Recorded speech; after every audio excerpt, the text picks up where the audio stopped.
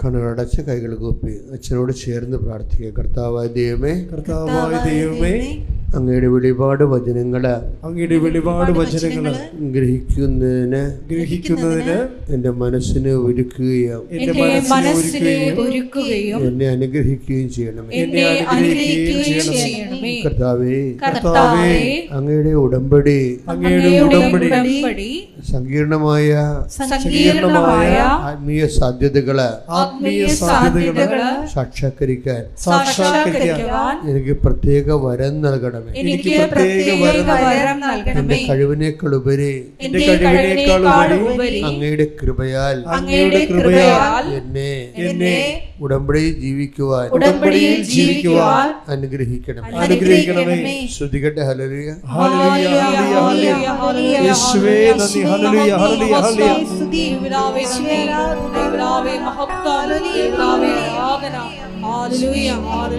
വാസ്തവത്തിൽ വലിയൊരു ഭാഗ്യമാണ് ഉടമ്പടി ധ്യാനം നേരിട്ട് വന്ന് കൂടുന്നത്. പിന്നെ ഞായറാഴ്ച ആയതുകൊണ്ട് ഞാൻ അധികം ആൾക്കാരെ പ്രോത്സാഹിപ്പിക്കത്തില്ല. എൻ്റെ കാരണം ഇവിടെ വന്നാൽ നമുക്ക് നിൽക്കാൻ സ്ഥലമില്ലല്ലോ. അപ്പോൾ അവർ കുർബാനയും ഇതുപോലെ തന്നെ കൂടാതെ പോകും. അതുകൊണ്ടാണ് ഞായറാഴ്ച ആൾക്കാർ വീട്ടിലിരിക്കില്ല എന്ന് വിചാരിക്കണേ. നിങ്ങൾക്ക് നന്ദി. പക്ഷേ നിങ്ങളെ ശ്രദ്ധിക്കണം, ഉടമ്പടി ധ്യാനം നേരിട്ട് കൂടുമ്പോൾ എൻ്റെ പവർ ഇരട്ടിയാണ്. അതനുസരിച്ച് നിങ്ങൾ നല്ല ബോധത്തോടുകൂടി ഇരിക്കണം. കാരണം നമ്മൾ ഉടമ്പടി എന്നുള്ളൊരു കോൺസെപ്റ്റ്, ആശയം തന്നെ നമ്മുടെ അല്ലല്ലോ. നമ്മൾ ചിന്തിച്ചതല്ല, ആലോചിച്ചതല്ല, കണ്ടുപിടിച്ചതല്ല. മറിച്ച് ദൈവത്തിൻ്റെ അനന്ത വിജ്ഞാനത്താൽ പ്രത്യക്ഷീകരണത്തിൻ്റെ ഭാഗമായി ദൈവം തന്നതാണ്. അതെപ്പോഴും ഓർക്കണം. അത് മാതാവിൻ്റെ പ്രത്യക്ഷീകരണത്തിന് കൂടുതൽ നിലവാരമുള്ള അടയാളങ്ങൾ ലഭിക്കാൻ ദൈവം കണ്ടുപിടിച്ച സുവിശേഷ പദ്ധതിയാണ് ഈ ഉടമ്പടി എന്ന് പറയുന്നത്. അതുകൊണ്ടാണ് ഈ ഉടമ്പടി ഇപ്പോൾ 500 ധ്യാനം കഴിഞ്ഞിട്ടുണ്ട്. ഇപ്പോഴും പുതിയ കാര്യങ്ങളാണ് അച്ഛൻ പറയണത്, അല്ലാതെ പഴയ കാര്യങ്ങളൊന്നും പറയണില്ല. അത് മനഃപൂർവ്വം പറയാതിരിക്കണമല്ല. എല്ലാ ആഴ്ചയിലും ഈശോ പുതിയ പുതിയ സബ്ജക്റ്റുകൾ പറയും. ഉടമ്പടി അത്രയും ആഴമുള്ള ദൈവത്തിൻ്റെ പദ്ധതിയാണ്. അതുകൊണ്ടാണ് ഞാൻ നിങ്ങളോട് പറഞ്ഞത്. ഞാൻ നിങ്ങളെ കുറ്റം പറയണില്ല. കാര്യം ഇന്നലെ ഒരു PhD ഡോക്ടറേറ്റ് എടുത്ത ഒരു സഹോദരി ഒരു സാക്ഷ്യം പറഞ്ഞായിരുന്നു. അവിടെ ഇന്ന് നമ്മളവരുടെ സാക്ഷ്യം എടുക്കുന്നുണ്ട് ധ്യാനത്തിന്. അവിടെ ഷീന ജോർജ് എന്ന് PhD ആണ്, ഡോക്ടറേറ്റ് എടുത്ത ആളാണ്. പക്ഷെ സാക്ഷ്യം പറഞ്ഞപ്പോൾ എന്താ പറഞ്ഞതെന്നറിയാവാ? എനിക്ക് ഉടമ്പടി ക്ലാസ്സൊന്നും മനസ്സിലായില്ലെന്ന്. അപ്പം നിങ്ങളോട് കുറ്റം പറഞ്ഞിട്ട് വല്ല കാര്യമുണ്ടോ? ഇതിൻ്റെ അകത്ത് വളരെ ശ്രദ്ധിച്ചിരുന്നാൽ മാത്രമേ ചില കാര്യങ്ങൾ ഈസി ആയിട്ട് മനസ്സിലാവത്തില്ല. ടെക്നിക്കാലിറ്റീസ് കൂടുതലാണ്, സാങ്കേതികത കൂടുതലാണ്. കഴിഞ്ഞ ദിവസം അണിമ എന്നും പറഞ്ഞ് അണിമ അടൂർ അങ്ങനെ ഒരു സാക്ഷ്യം കേട്ട് ഞാനപ്പോൾ ഇവിടെ ഇപ്പോൾ ഉണ്ടായിരുന്നു. അണിമ പറഞ്ഞ സാക്ഷ്യം, അണിമയ്ക്ക് കുറേ പ്രോബ്ലംസാണ്, അട്ടിക്കട്ടി പ്രോബ്ലംസ്. ചില സമയത്ത് തൊണ്ടയ്ക്ക് ക്യാൻസർ പോലെ മുഴ വരും, ചിലപ്പോൾ സ്ഥലം വാങ്ങേണ്ടി വരും, വാങ്ങാൻ നടന്നിട്ട് കിട്ടാതിരിക്കും, പിന്നെ വീട് വെക്കേണ്ടി വരും, ഇങ്ങനെ കുറേ പ്രോബ്ലംസ്. പക്ഷെ അണിമ ഉടമ്പടി എടുത്തിട്ട് ഒരു മൂവ്മെൻ്റ് ഇല്ല. അപ്പോൾ അണിമ ഈശോയോട് ചോദിച്ചു, എന്തുകൊണ്ടാണ് എനിക്ക് ഉടമ്പടി എടുത്തിട്ട് ഒരു മൂവ്മെൻ്റ് ഇല്ലാത്തത്, എൻ്റെ ഉടമ്പടിക്ക് ഒരു ഗ്രോത്ത് ഇല്ലാത്ത, റെസ്പോണ്ട് ചെയ്യാത്ത എന്താണെന്ന് ചോദിച്ചു. അപ്പോൾ ചില ആൾക്കാരൊക്കെ ദൈവത്തോട് വളരെ ഹൃദ്യമായിട്ട് ഇൻട്രാക്ട് ചെയ്യണവരാണ്. അങ്ങോട്ട് ചോദിക്കും. ഈ ചോദ്യങ്ങൾ കൂടി വരുമ്പോൾ ദൈവത്തിന് മനസ്സിലാവും നമ്മളൊരു കമ്മ്യൂണിക്കേഷൻ ആഗ്രഹിക്കുന്നുണ്ടെന്ന് മനസ്സിലാവും. അപ്പോൾ ദൈവം നമ്മളോട് സംസാരിക്കും. ഉടമ്പടിയിൽ സംസാരിച്ചില്ല പിന്നെ വേറെ ഒരു പ്രാർത്ഥനയിലും ദൈവം സംസാരിക്കത്തില്ല. അത്ര കണ്ട ആൾക്കാരോട് ദൈവം ഉടമ്പടിയിൽ സംസാരിക്കുന്നുണ്ട്. എല്ലാവരും പിശാച് ആൾക്കാരോട് പറയുവേ ഉടമ്പടി എടുക്കേണ്ട വലിയ പാടാണ്, നമ്മൾക്ക് അത് ചെയ്ത് തീർക്കാൻ പറ്റത്തില്ലെന്നാണ്. നിങ്ങൾ പിശാചിൻ്റെ കൺട്രോളിലാണെങ്കിൽ അറിയാൻ പറ്റും നമുക്ക്. കാരണം ഉടമ്പടി പോലെ ഉത്തുംഗമായ ഒരു ജീവിതം പെട്ടെന്ന് ദൈവം സ്വന്തമായിട്ട് ഏറ്റെടുക്കുന്ന ഒരു പദ്ധതി യെക്കുറിച്ച് ആരെങ്കിലും നിങ്ങളോട് പറയുമ്പോൾ തന്നെ നിങ്ങൾ പിശാചിൻ്റെ വീട്ടുതടങ്കലിലായിരിക്കും. ചില ആൾക്കാർ വീട്ടുതടങ്കൽ, പിശാചിൻ്റെ വീട്ടുതടങ്കലിലായിരിക്കും അവർ, അറിയത്തില്ല. അപ്പം അവർ പിശാച് അവരെ ഇങ്ങനെ അടക്കി വെച്ചുകൊണ്ടിരിക്കുന്ന കാരണം അവരോടനെ പറയും, അയ്യോ ഉടമ്പടി വലിയ പാടല്ലേ, അത് ആലപ്പുഴ വരെ പോകണ്ടേ, കുറേ 4 മണിക്കൂറോ 3 മണിക്കൂറോ നിൽക്കണ്ടേ, ഇങ്ങനെ കുറേ ഇങ്ങനെ കണ്ടേ എന്ന് പറഞ്ഞ് ചോദിച്ചുകൊണ്ടിരിക്കും. എന്നുവെച്ചാൽ അവർ പിശാചിൻ്റെ വീട്ടുതടങ്കലിലാണ് അവർ. അപ്പോൾ അതുകൊണ്ട് തന്നെ അവർക്ക് മനസ്സിലാകണം, അവരുടനെ മനസ്സിലാകണം, നിങ്ങൾക്ക് ഉടമ്പടി എടുത്തിട്ട് ലക്ഷങ്ങളാണ് രക്ഷപ്പെട്ടത്, ലക്ഷങ്ങളാണേ. അത് വെറുതെ ഇങ്ങനെ അനുഗ്രഹം മേടിച്ച് സാക്ഷ്യം പറഞ്ഞു പോയതല്ലല്ലോ. അവരൊക്കെ അടിപൊളി സുവിശേഷ വേലക്കാരായിട്ട് ദൈവത്തിൻ്റെ സ്വന്തം ആൾക്കാരായിട്ട് ജീവിക്കല്ലേ. കൈയടിക്കട്ടെ, ശ്രദ്ധിക്കട്ടല്ലേ.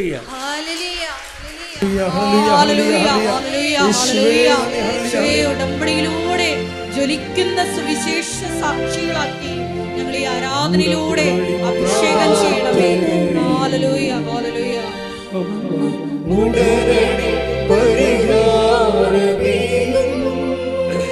സ്വരത്തിൽ പാടും. ഉടമ്പടി പ്രാർത്ഥന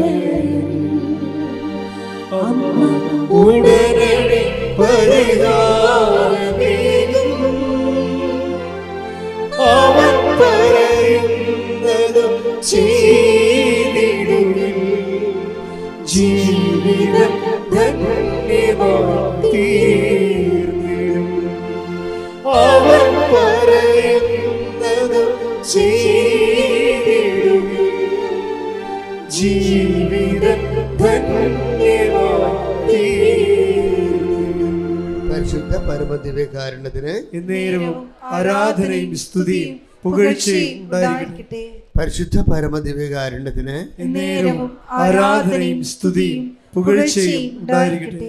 ഇപ്പോൾ ഉടമ്പടി പ്രാർത്ഥനയിലെ ഇതിനൊരു അഭിഷേകം കിട്ടിക്കഴിഞ്ഞാൽ ചിലരൊക്കെ എല്ലാ ദിവസവും തന്നെ 1-2 പേരത് പറഞ്ഞു കേൾക്കാം, ഞാൻ ഈ മരണം വരെ ഉടമ്പടി ജീവിക്കുമെന്ന്. അതെന്താ കാര്യം അങ്ങനെ പറയണേ? ഞാൻ മരണം വരെ ഇനി ഉടമ്പടി ജീവിക്കുമെന്ന് പറയണത് സ്വന്തമായിട്ട് അവരുടെ നിലപാട് അറിയിക്കുകയാണ്. അതിൻ്റെ കാരണം എന്താണ്? അവർ ഉടമ്പടി എടുത്തിട്ട് അഭിഷേകമായിപ്പോയി. ദൈവം അവിടെ കാര്യം. ഇപ്പോൾ കഴിഞ്ഞ ദിവസങ്ങളിൽ ഈ ഞാൻ ഡോക്ടറേറ്റ് എടുത്ത ചേച്ചിയില്ലേ, ആ ചേച്ചിയുടെ സാക്ഷ്യം എന്ന് പറയുന്നത്, അവരുടെ പേര് ഷീന ജോർജാണ്, പാലായിൽ നിന്നും. അപ്പം അവരുടെ ഷീനയുടെ പ്രശ്നം എന്ന് വെച്ച് കഴിഞ്ഞാൽ, ഷീന PhD കൊണ്ട് കൊമേഴ്സിലാണ് തീസിസ്, അവരുടെ സാമ്പത്തിക ശാസ്ത്രത്തിലെ, വാണിജ്യ ശാസ്ത്രത്തിലെ. അപ്പം അവരുടെ ഗൈഡെന്ന് പറയുന്ന ഒരു അലവലാത് ഗൈഡാണ്. ചില ആൾക്കാരുണ്ടല്ലോ ജീവിതത്തിൽ അവർ തോറ്റിട്ടുണ്ടെങ്കിൽ അത് ബാക്കി എല്ലാവരെയും തോൽപ്പിക്കുവരെ. സ്വന്തം ഭാര്യ വഴക്കിട്ട് പോയി, മക്കൾ പപ്പായെ ബഹുമാനിക്കണില്ല എന്നുണ്ടെങ്കിൽ എനിക്ക് ജീവിതമില്ല, ഇനിയിപ്പോൾ വേറെ ആരും എന്നെക്കൊണ്ട് ജീവിതം ഉണ്ടാക്കണ്ടെന്ന് വിചാരിക്കും. അതാണ് പ്രശ്നം. തടവറയെന്ന് പറയുന്നത്, പിശാചിന് തടവറയും. എനിക്ക് ജീവിതമില്ല, ഇനിയിപ്പോൾ വേറെ ആരും എന്നെക്കൊണ്ടൊരു ജീവിതം ഉണ്ടാക്കേണ്ടെന്ന് വിചാരിക്കും. വെളിപ്പാട് 2:10 വായിച്ച് ശ്രുതികട്ടെ. ഹല്ലേലൂയ. നീ ഉടനെ സഹിക്കാനിരിക്കുന്നവയെ ഭയപ്പെടരുത്. നിങ്ങളിൽ ചിലരെ പിശാച് തടവിലിടാനിരിക്കുന്നു. അത് നിങ്ങൾ പരീക്ഷിക്കപ്പെടുന്നതിനാണ്. 10 ദിവസത്തേക്ക് നിങ്ങൾക്ക് ഞെരുക്കമുണ്ടാകും. മരണം വരെ വിശ്വസ്തനായിരിക്കുക. ജീവന്റെ കിരീടം നിനക്ക് ഞാൻ നൽകും. അപ്പോൾ ഇതിൻ്റെ പ്രശ്നം എന്ന് വെച്ച് കഴിഞ്ഞാൽ, കുറച്ച് ചില പരീക്ഷണങ്ങളാണെങ്കിൽ പോലും ദൈവം ഡേറ്റ് ഇട്ടിട്ടുണ്ട്. 10 ദിവസം എന്നാണ് പറയുന്നത്. 11-ാം ദിവസം അത് ഉണ്ടാകത്തില്ല. അപ്പോൾ എപ്പോഴും ഓർത്തേക്കണം, നിങ്ങൾ സഹനം വരുമ്പോൾ ദൈവം അതിൻ്റെ സമയം തിരഞ്ഞെടുക്കപ്പെട്ടവർക്ക് വേണ്ടി ചുരുക്കിയിട്ടുണ്ടെന്ന്. തിരഞ്ഞെടുക്കപ്പെട്ടവർക്ക് വേണ്ടി അങ്ങനെ വചനമുണ്ട്. Take the word of God. ശ്രുതികട്ടെ. Hallelujah, hallelujah, hallelujah, hallelujah. യേശുവേ ആരാധന, ആരാധന, ആരാധന. യേശുവേ നന്ദി, മഹത്വം, മഹത്വം, മഹത്വം. Hallelujah, hallelujah, hallelujah. യേശുവേ നന്ദി, ഹല്ലേലൂയ, ഹല്ലേലൂയ, ഹല്ലേലൂയ. യേശുവേ ആരാധന, ആരാധന. മത്തായി 24, 21, 22 തിരുവചനങ്ങൾ. മത്തായി 24, 21. എന്തെന്നാൽ എന്തെന്നാൽ ലോകാരംഭം മുതൽ ഇന്നേ വരെ ഉണ്ടായിട്ടില്ലാത്ത ഇനി ഉണ്ടാകാനിടയില്ലാത്ത ഉഗ്രപീഡനം അന്നുണ്ടാകും. ആ ദിവസങ്ങൾ പരിമിതപ്പെടുത്തിയില്ലായിരുന്നെങ്കിൽ ഒരുവനും രക്ഷപ്പെടുകയില്ലായിരുന്നു. എന്നാൽ തിരഞ്ഞെടുക്കപ്പെട്ടവരെ പ്രതി ആ ദിവസങ്ങൾ പരിമിതപ്പെടുത്തും. ഇതൊരു നിസ്സാര കാര്യമല്ല, ഇതൊരു ഓഫറാണ്. ശരിക്കും നിങ്ങൾ ദൈവത്തിൻ്റെ സ്വന്തമായി കഴിയുമ്പോൾ നിങ്ങൾക്ക് സഹിക്കാൻ ഒരു കൊല്ലമുള്ള സഹനം ദൈവം 10 ദിവസമായിട്ട് ചുരുക്കും. ഈ സമയ ചുരുക്കം ഇങ്ങനെ സംഭവിക്കും. അപ്പോൾ നമ്മുടെ മുമ്പിലുള്ള ഏറ്റവും വലിയ ഓപ്ഷൻ എന്താ? ദൈവത്തോട് അടുത്ത് നിൽക്കുക. അപ്പോൾ നിങ്ങൾക്ക് ഒരു കൊല്ലമാണ് അതുകൊണ്ട് സഹിക്കേണ്ടി വരണമെന്നുണ്ടെങ്കിൽ ദൈവം അത് സമയം ക്ലിപ്തം ചെയ്യും. കാര്യം സമയത്തിൻ്റെ കൺട്രോൾ ദൈവത്തിൻ്റെ കയ്യിലായത് കാരണം നമ്മളെ ഇങ്ങനെ ഒടുക്കത്തെ സഹനങ്ങളിലേക്ക് വിടാൻ പറ്റത്തില്ല. അതുകൊണ്ടാണ് നമ്മൾ ദൈവത്തോട് അടുത്ത് നിൽക്കാൻ പറയുന്നത്. പ്രാർത്ഥിക്കുക, കർത്താവായ ദൈവമേ, സഹനത്തിന്റെ സമയ ചുരുക്കം പ്രാപിക്കാൻ നിന്റെ സന്നിധിയിൽ എന്നെ ചേർത്ത് നിർത്തണമേ. പ്രാർത്ഥനകളിലും സൽപ്രവൃത്തികളിലും ഉടമ്പടി ജീവിതത്തിലും എന്നെ അങ്ങയോട് ചേർത്ത് നിർത്തണമേ. ശ്രുതികട ഹല്ലേലൂയ.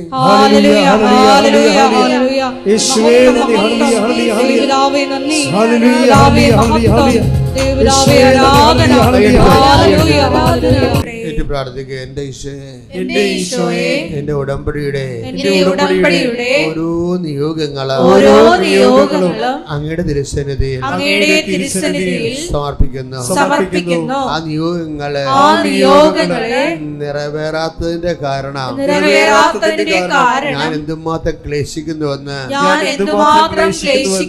അങ്ങേക്കറിയാമല്ലോ. എന്റെ സഹനത്തിന് അങ്ങ് സമയ ചുരുക്കം പ്രഖ്യാപിക്കണമേ. ഞാൻ അങ്ങയെ സാക്ഷിയായി ജീവിക്കട്ടെ. കൈയടിച്ച് ശ്രദ്ധിക്കട്ടെ.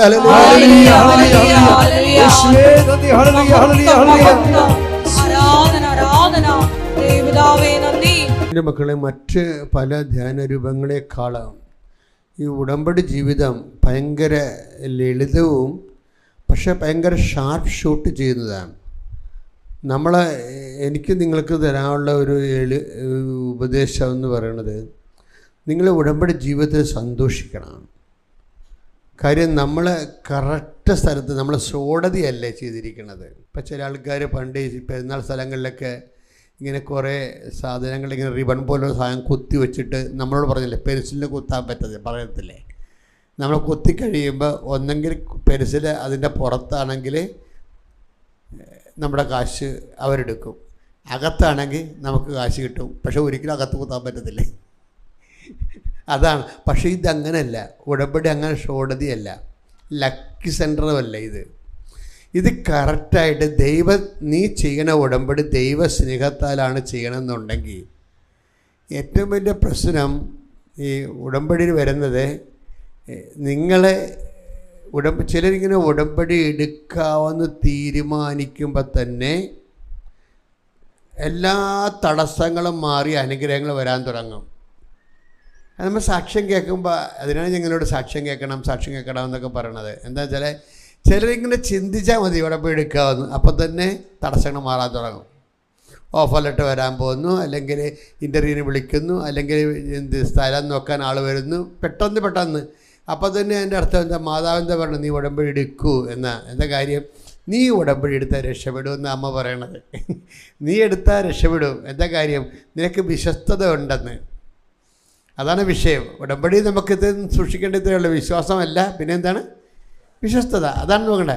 അപ്പോൾ നമ്മൾ എടുക്കാൻ തുടങ്ങുമ്പോൾ തന്നെ ദൈവത്തിന് അറിയാം നമ്മൾ വിശ്വസ്തരാണെങ്കിൽ അപ്പം തന്നെ ദൈവം ഇഷ്യൂ ചെയ്യും, അനുഗ്രഹം ഇഷ്യൂ ചെയ്യും. എന്താ? ദൈവത്തിന് ഗ്യാരണ്ടിയാണ്, നിങ്ങൾ ഗ്യാരണ്ടിയാണ്, നിങ്ങൾ വിശ്വസ്തരാണ്. അതൊരു വലിയൊരു സീരിയസ് വിഷയമാണ്. എന്ന് വെച്ച് കഴിഞ്ഞാൽ നമ്മൾ അപ്പം നമ്മൾ എന്താ ചെയ്യേണ്ടതെന്ന് അറിയാമോ? നിങ്ങൾ പേടിക്കൊന്നും വേണ്ട. നിങ്ങൾ ഇത്തരം ചെയ്താൽ മതി. കർത്താവേ, എനിക്ക് വിശ്വസ്തയോടെ ജീവിക്കാൻ ആഗ്രഹമുണ്ട്, അപ്പം അതുകൊണ്ട് എനിക്ക് വിശ്വസ്തതയുടെ അരൂപി തരണം, എനിക്ക് നിൻ്റെ കൂടെ വിശ്വസ്തയോടെ ഈ ഉടമ്പടി ജീവിക്കണം. നിങ്ങളെന്താ പൊട്ടിപ്പെണ്ണുങ്ങളായ ചിലർ എന്ത് ചെയ്യുന്നത് വെച്ച് കഴിഞ്ഞാൽ അവർ ഈ ദൈവമായിട്ടൊരു ടൈം ബൗണ്ട് വിശ്വസ്തത വെക്കും. എന്നുവെച്ചാൽ 3 മാസത്തേക്ക് വിശ്വസ്തത. നിങ്ങൾ ഒരു ഭർത്താവിനോട് അല്ലെങ്കിൽ ഭാര്യയോട് അവർ ഉടമ്പടി ജീവിതമല്ലേ, ഭാര്യയും ഭർത്താവും ഉടമ്പടി ജീവിതമല്ലേ. അപ്പോൾ അവർ 3 മാസത്തേക്ക് വിശ്വസ്തത, 3 മാസം കഴിയുമ്പോൾ വേറെ ഭർത്താവിൻ്റെ അടുത്ത് പോയുള്ള അവസ്ഥ എന്തായിരിക്കും? അതുപോലെയാണ് ഈ ഉടമ്പടി വരുന്ന വിഷയം. ഇപ്പോൾ കാര്യം മനസ്സിലായില്ലേ? അതാണ് വിഷയം. നമുക്കൊരു 3 മാസത്തേക്ക് വിശ്വസ്തത പറ്റത്തില്ല. അതെങ്ങനെയാണ്? ഒരു ഭാര്യയും ഭർത്താവുമായുള്ള റിലേഷനിൽ 3 മാസത്തേക്ക് ആദ്യത്തെ കൊച്ചുണ്ടാകണ ഒരു വിശ്വസ്തത, പിന്നത്തെ കൊച്ചൊന്നും അയാളതല്ല എന്ന് പറഞ്ഞിട്ട് വല്ല കാര്യമുണ്ടാ? അതാണ് അവിശ്വസ്തത എന്ന് പറയുന്നത്. പക്ഷെ അത് അങ്ങനെ ഒരു മൈൻഡ് സെറ്റാണെങ്കിൽ ഉടമ്പടി വർക്ക് ചെയ്യത്തില്ല. അപ്പോൾ എൻ്റെ മക്കളെന്താ ചെയ്യേണ്ടത്? ചിലപ്പോൾ നമ്മൾ അറിഞ്ഞു വല്ലതും തെറ്റ് ചെയ്യുക, വളരെ അപൂർവം വരും. അറിയാതെ നീ ചെയ്യുന്ന സംഭവമൊക്കെ ആൾക്കാർ അറിയാതെയാണ് ചെയ്യണത്. അവിശ്വസ്തത കാണിക്കുന്നത് ബോധപൂർവം അല്ല, ശരിക്കും അറിയാതെ കാണിക്കുന്നതാണ്. അപ്പം നിങ്ങൾ മുൻകൂർ ജാമ്യം എടുക്കണം. എന്ത് പറയണം? കർത്താവേ, എനിക്ക് ഇത്തിരി അവിശ്വസ്തതയൊക്കെ ഉള്ളതാണ്, അറിഞ്ഞുകൊണ്ടല്ല, പലതും അറിയാതെയാണ്. അപ്പം എന്നെ വിശ്വസ്തതയിൽ അങ്ങ് നിലനിർത്തണം. അത്രയേ ഉള്ള കാര്യം.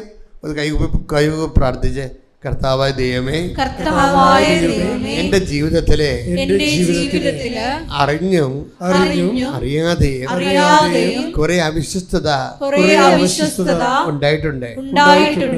അത് മനഃപൂർവ്വമല്ല, എന്നോട് ക്ഷമിക്കണം. എനിക്ക് വിശ്വസ്തയോടെ അങ്ങയുടെ കൂടെ ജീവിക്കാൻ ഭയങ്കര ആഗ്രഹമാണ്.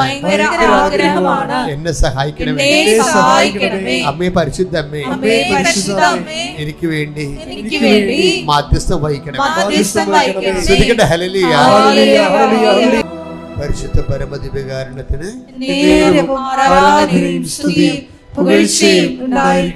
പരിശുദ്ധ പരമദിവ്യകാരുണ്യത്തിന്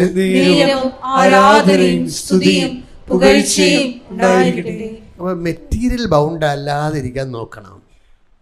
മെറ്റീരിയൽ ബൗണ്ട് എന്ന് പറഞ്ഞാൽ എന്താണ്? മാംസബദ്ധമല്ലാതിരിക്കാൻ നോക്കണം. മാംസബദ്ധം എന്ന് പറഞ്ഞാൽ എന്താണ്? നിയോഗബദ്ധമല്ലാതിരിക്കാൻ നോക്കണം. പിടികിട്ടിയ? എപ്പോഴും നമ്മൾ ശ്രദ്ധിക്കണം, നമ്മുടെ ഉടമ്പടി ഒരിക്കലും നിയോഗബദ്ധമായിരിക്കുക. നിയോഗം അതിനകത്തുണ്ട്, പക്ഷെ നിയോഗബദ്ധമായിരിക്കരുത്. എന്നുവെച്ചാൽ നിയോഗം നേടാൻ വേണ്ടി മാത്രമുള്ള ഒരു ആധ്യാത്മിക പരിചരണമായിട്ട് നിങ്ങളിതിനെ റെഡ്യൂസ് ചെയ്യരുത്. അതിൻ്റെ കാരണം, നിയോഗബദ്ധമായി കഴിഞ്ഞാൽ ഈശോ ഈ നിയോഗബദ്ധത്തിൽ ഈശോ എന്താ പറഞ്ഞറിയാമോ? ആത്മാവാണ് ജീവൻ നൽകണത്, ശരീരം ഒന്നിനും ഉപകരിക്കുന്നില്ല. നിയോഗബദ്ധമായി കഴിഞ്ഞാലുള്ള കുഴപ്പം, ഈ നിയോഗം അല്ലെങ്കിൽ മെറ്റീരിയൽ അല്ലെങ്കിൽ ആ വിഷയം പ്രാർത്ഥനയുടെ ആവശ്യങ്ങളെ അടിസ്ഥാനപ്പെടുത്തിയാണെങ്കിൽ അത് ബൈബിള് അതിനെ വിളിക്കുന്നത് ജഡമെന്നാണ് വിളിക്കുന്നത്. ആത്മാവാണ് ജീവൻ നൽകുന്നത്. അപ്പം പിന്നെന്താണ് ജഡം? മെറ്റീരിയലായിട്ടുള്ള വശം, അതിനാണ് നിങ്ങൾ അവലംബിക്കണമെങ്കിൽ നിങ്ങൾക്കത് ഉപകരിക്കപ്പെടത്തില്ല.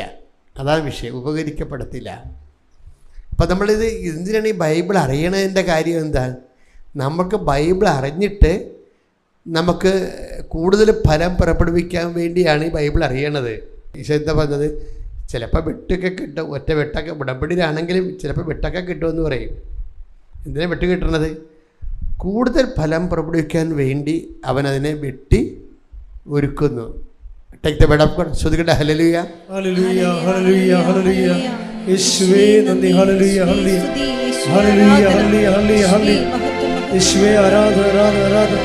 യേശുവേ നന്ദി, മഹത്വം, മഹത്വം, മഹത്വം, മഹത്വം. Hallelujah, hallelujah, hallelujah, hallelujah. യേശുവേ ആരാധന, ആരാധന, ആരാധന. യോഹന്നാൻ 15:2. യോഹന്നാൻ 15:2.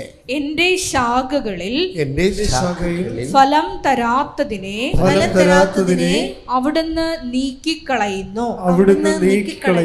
എന്നാൽ ഫലം തരുന്നതിനെ കൂടുതൽ കായ്ക്കാനായി അവിടുന്ന് വെട്ടിയൊരുക്കുകയും ചെയ്യുന്നു. അപ്പൊ ഇത് ഭയങ്കര വളരെ ശ്രദ്ധയോടുകൂടി നന്ദിപൂർവ്വം കേൾക്കേണ്ട വചനങ്ങളാണ്. നിങ്ങളെ പറ്റത്തില്ലെങ്കിൽ ദൈവം നിങ്ങളെ കളയും. പക്ഷെ നിങ്ങൾ കളയാതെ ഇപ്പോഴും നിങ്ങളെ കർത്താവിൻ്റെ മുമ്പിൽ ഇരുത്തിയിട്ടുണ്ടല്ലോ. അപ്പം നിങ്ങളെ കളഞ്ഞിട്ടില്ലെന്ന് ഉറപ്പല്ലേ? ഈ വെളുപ്പാങ്കാലത്ത് കൊണ്ടുവന്ന് കർത്താവ് നിങ്ങളെ ഇവിടെ ഇരുത്തിയിട്ടില്ലേ? അപ്പോഴേ ദൈവം എന്നെ എലിമിനേറ്റ് ചെയ്തിട്ടില്ല. പിന്നെന്താണ്? ഇനി ഉടമ്പടി എടുത്തിട്ട് നിങ്ങൾക്ക് ചില്ലറ സഹനങ്ങളുണ്ടെങ്കിൽ ഈശോ നയം വ്യക്തമാക്കുന്നുണ്ട്. എന്തിനാണത്? നിങ്ങൾ ഉടമ്പടി എടുത്തിട്ടും ചെറിയ സഹനങ്ങളിലൂടെയാണ് പോകണമെന്നുണ്ടെങ്കിൽ എന്തിനാണത്? കൂടുതൽ 15:2 എന്തിനാണ്? ഫലം തരുന്നതിനെ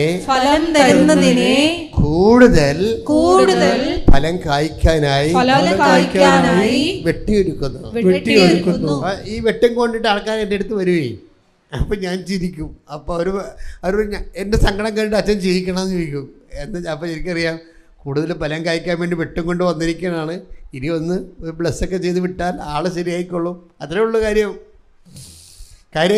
ചിലർക്ക് എന്തെങ്കിലും വെട്ട് കിട്ടുമ്പോൾ സന്തോഷം തോന്നും. എന്നുവെച്ചാൽ അവർക്ക് പരിശുദ്ധാത്മാവ് ഉണ്ടെങ്കിൽ മാത്രമേ ഈ വെട്ട് കിട്ടുമ്പോൾ സന്തോഷം തോന്നത്തുള്ളൂ. ഇപ്പം നിങ്ങൾ ഇവിടെ കുടുംബത്തിൽ സമാധാനം ഇല്ലെന്ന് പറഞ്ഞാൽ ഉടമ്പടി എടുത്തിരിക്കണം. വീട്ടിൽ ചെന്നപ്പോൾ ഭാര്യ പറയണേ എപ്പോഴും കുടിയും അടിയൊക്കെ തന്നെയാണ്, സമാധാനം ഇല്ല കർത്താവേ, അതിനാണ് ഉടമ്പടി എടുക്കണമെന്ന് പറഞ്ഞു. അപ്പം അങ്ങനെ വീട്ടിൽ ചെന്ന് കഴിഞ്ഞപ്പോഴുണ്ടല്ലോ പിന്നെ പുള്ളി ഉച്ചക്ക് ഊണിന് പോലും വരാതെ. ഇത്രയും നേരം ഊണിനൊക്കെ വരുമായിരുന്നു. അടിപിടിയൊക്കെ ഉണ്ടെങ്കിൽ ഊണിൻ്റെ ഇടയ്ക്ക് നമുക്ക് സംസാരിച്ച് പുള്ളിയെ വിറപ്പിക്കാൻ പാത്രത്തിന് അടിപിടിക്കാനുള്ള ചാൻസൊക്കെ ഉണ്ട്. ഇപ്പം ആ ചാൻസും പോയി. പുള്ളി കാണില്ല, വരണില്ല പുള്ളിക്ക്. അപ്പം കൂടുതൽ അപ്പോഴെന്താ, പരിശുദ്ധാത്മാവ് ഉണ്ടെങ്കിൽ ഉടനെ പരിശുദ്ധാത്മാവ് വരും. ലില്ലിക്കുട്ടി പ്രശ്നങ്ങളൊന്നുമില്ല. കാര്യം നമ്മ തമ്മിലില്ല ഉടമ്പടി. നീ എന്നെ വിശ്വസിക്ക്. കർത്താവ് പണ്ട് ഒരു സ്ത്രീയോട് പറഞ്ഞില്ലേ, സ്ത്രീയെ എന്നെ വിശ്വസിക്കൂ എന്ന്. ഇവിടെ 4-ാം അധ്യായം യോഹന്നാൻ 4:21. യോഹന്നാൻ 4:21. യേശു പറഞ്ഞു സ്ത്രീയെ എന്നെ വിശ്വസിക്കുക. ഈ മലയിലോ ജെറുസലേമിലോ നിങ്ങൾ പിതാവിനെ ആരാധിക്കാത്ത സമയം വരുന്നു. ഇങ്ങനെ എന്നെ വിശ്വസിക്കുന്ന ആരും മനുഷ്യരാശിയോട് പറഞ്ഞിട്ടില്ല. എന്തുമാത്രം മതസ്ഥാപകരുണ്ട്, അവരാരും ഇങ്ങനെ പറഞ്ഞിട്ടില്ല അല്ലേ? മതസ്ഥാപകരുടെ എണ്ണമൊന്നും ഞാൻ പറയില്ല, മറ്റു മതക്കാർക്ക് അത് ഒഫൻസാവും. പക്ഷേ നിങ്ങളൊന്ന് ചിന്തിച്ച് നോക്കിയാൽ മതി. നമ്മുടെ സങ്കടങ്ങളിൽ നമുക്ക് ട്രസ്റ്റ് ചെയ്യാവുന്ന ഒരു നിലപാട് തറയാണ് ഈശോ. പ്രാർത്ഥിക്കുക, കർത്താവേ എന്റെ സങ്കടങ്ങളില് അങ്ങയിൽ വിശ്വാസം അർപ്പിച്ച് ജീവിക്കാനുള്ള ഉൾക്കാഴ്ച നൽകിയതിന് നന്ദി പറയുന്നു. കർത്താവേ എന്റെ വിശ്വാസ അവലംബങ്ങളെ ശക്തീകരിക്കണമേ. ഞാൻ ചില സമയത്ത് ഓർക്കുകയും ഇപ്പം നമ്മുടെ ഉടമ്പടിയിലെ നിങ്ങൾക്കറിയാമായിരിക്കും, ഞാൻ 40 ഇടയ്ക്കിടയ്ക്ക് പറയും 40 കൊല്ലമായി എന്ന് പറയും, അല്ലേ? ഇടയ്ക്ക് പറയും. അത് നമ്മളൊരു പ്രാർത്ഥിക്കുമ്പോൾ നമ്മളുടെ പ്രാർത്ഥനയുടെ അവലംബങ്ങളാണ് ശരിക്കും. 40 കൊല്ലം എന്ന് പറയുന്നത് നിസ്സാരമല്ല. 40 കൊല്ലവും ഞാൻ അൾത്താറിൽ തന്നെയാണ്, അല്ലെങ്കിൽ ജനങ്ങളുടെ കൂട്ടത്തിൽ തന്നെയാണ്. എല്ലാം കർത്താവിൻ്റെ കൂടെയാണ് ചെയ്തിരിക്കുന്ന എല്ലാ കാര്യങ്ങളാണ്. അതുകൊണ്ടാണ് ഈ മാതാവ് 2 പ്രാവശ്യം പ്രത്യക്ഷപ്പെട്ടത്. അതുകൊണ്ട് തന്നെയാണ് പലപ്പോഴും എൻ്റെ സഹോദരൻ ശ്രദ്ധിക്കേണ്ടത്, നിങ്ങളുടെ ജീവിതത്തിലെ എന്ത് തകിടം അറിയുന്ന പ്രശ്നങ്ങളുണ്ടായാലും എനിക്ക് നല്ല ബോധ്യമുണ്ട്. എന്താ? ഇതിനെല്ലാത്തിനും പരിഹാരം ഉണ്ടാകുമെന്നുള്ളത് എനിക്ക് നല്ല ബോധ്യമുണ്ട്. അല്ല, ഞാൻ നിങ്ങളെ പറ്റിക്കുകയോ വ്യാമോഹിപ്പിക്കുകയോ ഒന്നും ചെയ്തിട്ടില്ല. ഞാൻ ചെയ്തിരിക്കുന്നത്, ഞാൻ കുറച്ച് തരുന്ന മരുന്ന് ഇത്തിരി കട്ടിയുള്ള മരുന്നാണ്. ചില അത് നിങ്ങൾ ഞാൻ എപ്പോഴും ചിന്തിക്കുന്നത്, ദൈവം നിങ്ങൾ വിശ്വാസത്തിൽ സത്യസന്ധരാണെന്ന് ദൈവത്തിന് തോന്നണം. അതാണ് ഞാൻ പലപ്പോഴും നിങ്ങൾക്ക് ഡോസേജ് കൂട്ടിത്തരണത്. എന്ന് വെച്ച് കഴിഞ്ഞാൽ നിങ്ങൾ സത്യസന്ധരാണെന്ന് ദൈവത്തിന് മനസ്സിലായ, ദൈവത്തിൻ്റെ സ്വഭാവം എന്ന് വെച്ച് കഴിഞ്ഞാൽ നമുക്ക് കരയാനേ നേരം ഉണ്ടാകത്തുള്ളൂ. അത്രയ്ക്ക് ഇങ്ങനെ താഴേക്ക് ഇറങ്ങി വരും. അതായത് ഇപ്പം നിന്നെ എന്ത് വിധത്തിലാണ് രക്ഷിക്കണത് എങ്കിൽ എന്തുമാത്രം താഴേക്ക് വരണമെന്ന് വെച്ച് കഴിഞ്ഞാൽ വരുമെന്നുള്ളതല്ലേ ഈ കുരിശുരൂപം കാണിക്കണത്. കൈയടിച്ച് സ്തുതിക്കടല്ലേ. അതുകൊണ്ടാണ് ഞാൻ നിങ്ങളെ ശാസിക്കും ചില സമയത്ത്. എന്ന് വെച്ച് കഴിഞ്ഞാൽ ചില ആൾക്കാർ ഇംഗ്ലീഷ് മരുന്ന് കഴിച്ചിട്ട് അത് കഴിച്ചുകൊണ്ടിരിക്കുമ്പോൾ തന്നെ പിന്നെ ഇടയ്ക്ക് കാലിട്ട് നോക്കും, നീര് മാറിയാന്ന്. അപ്പോൾ നാത്തും വന്നച്ചും പറയും, എൻ്റെ കൊച്ചെ ഇതുകൊണ്ട് നീര് പുതിയ രോഗം ഉണ്ടാകും. ഹോമിയോയിലൊരു മരുന്നുണ്ട്, ഒരു ഡോക്ടറുണ്ട്, ചെന്നാൽ മതി. അപ്പം തന്നെ നീരിങ്ങനെ മനം പറഞ്ഞ് അപ്രത്യക്ഷമാകും. ഉടനെ നമ്മൾ ഉച്ചക്ക് ഹോമിയോ കഴിക്കും. അതാണ് ഞാൻ നിങ്ങളോട് ചൂടാകണത്.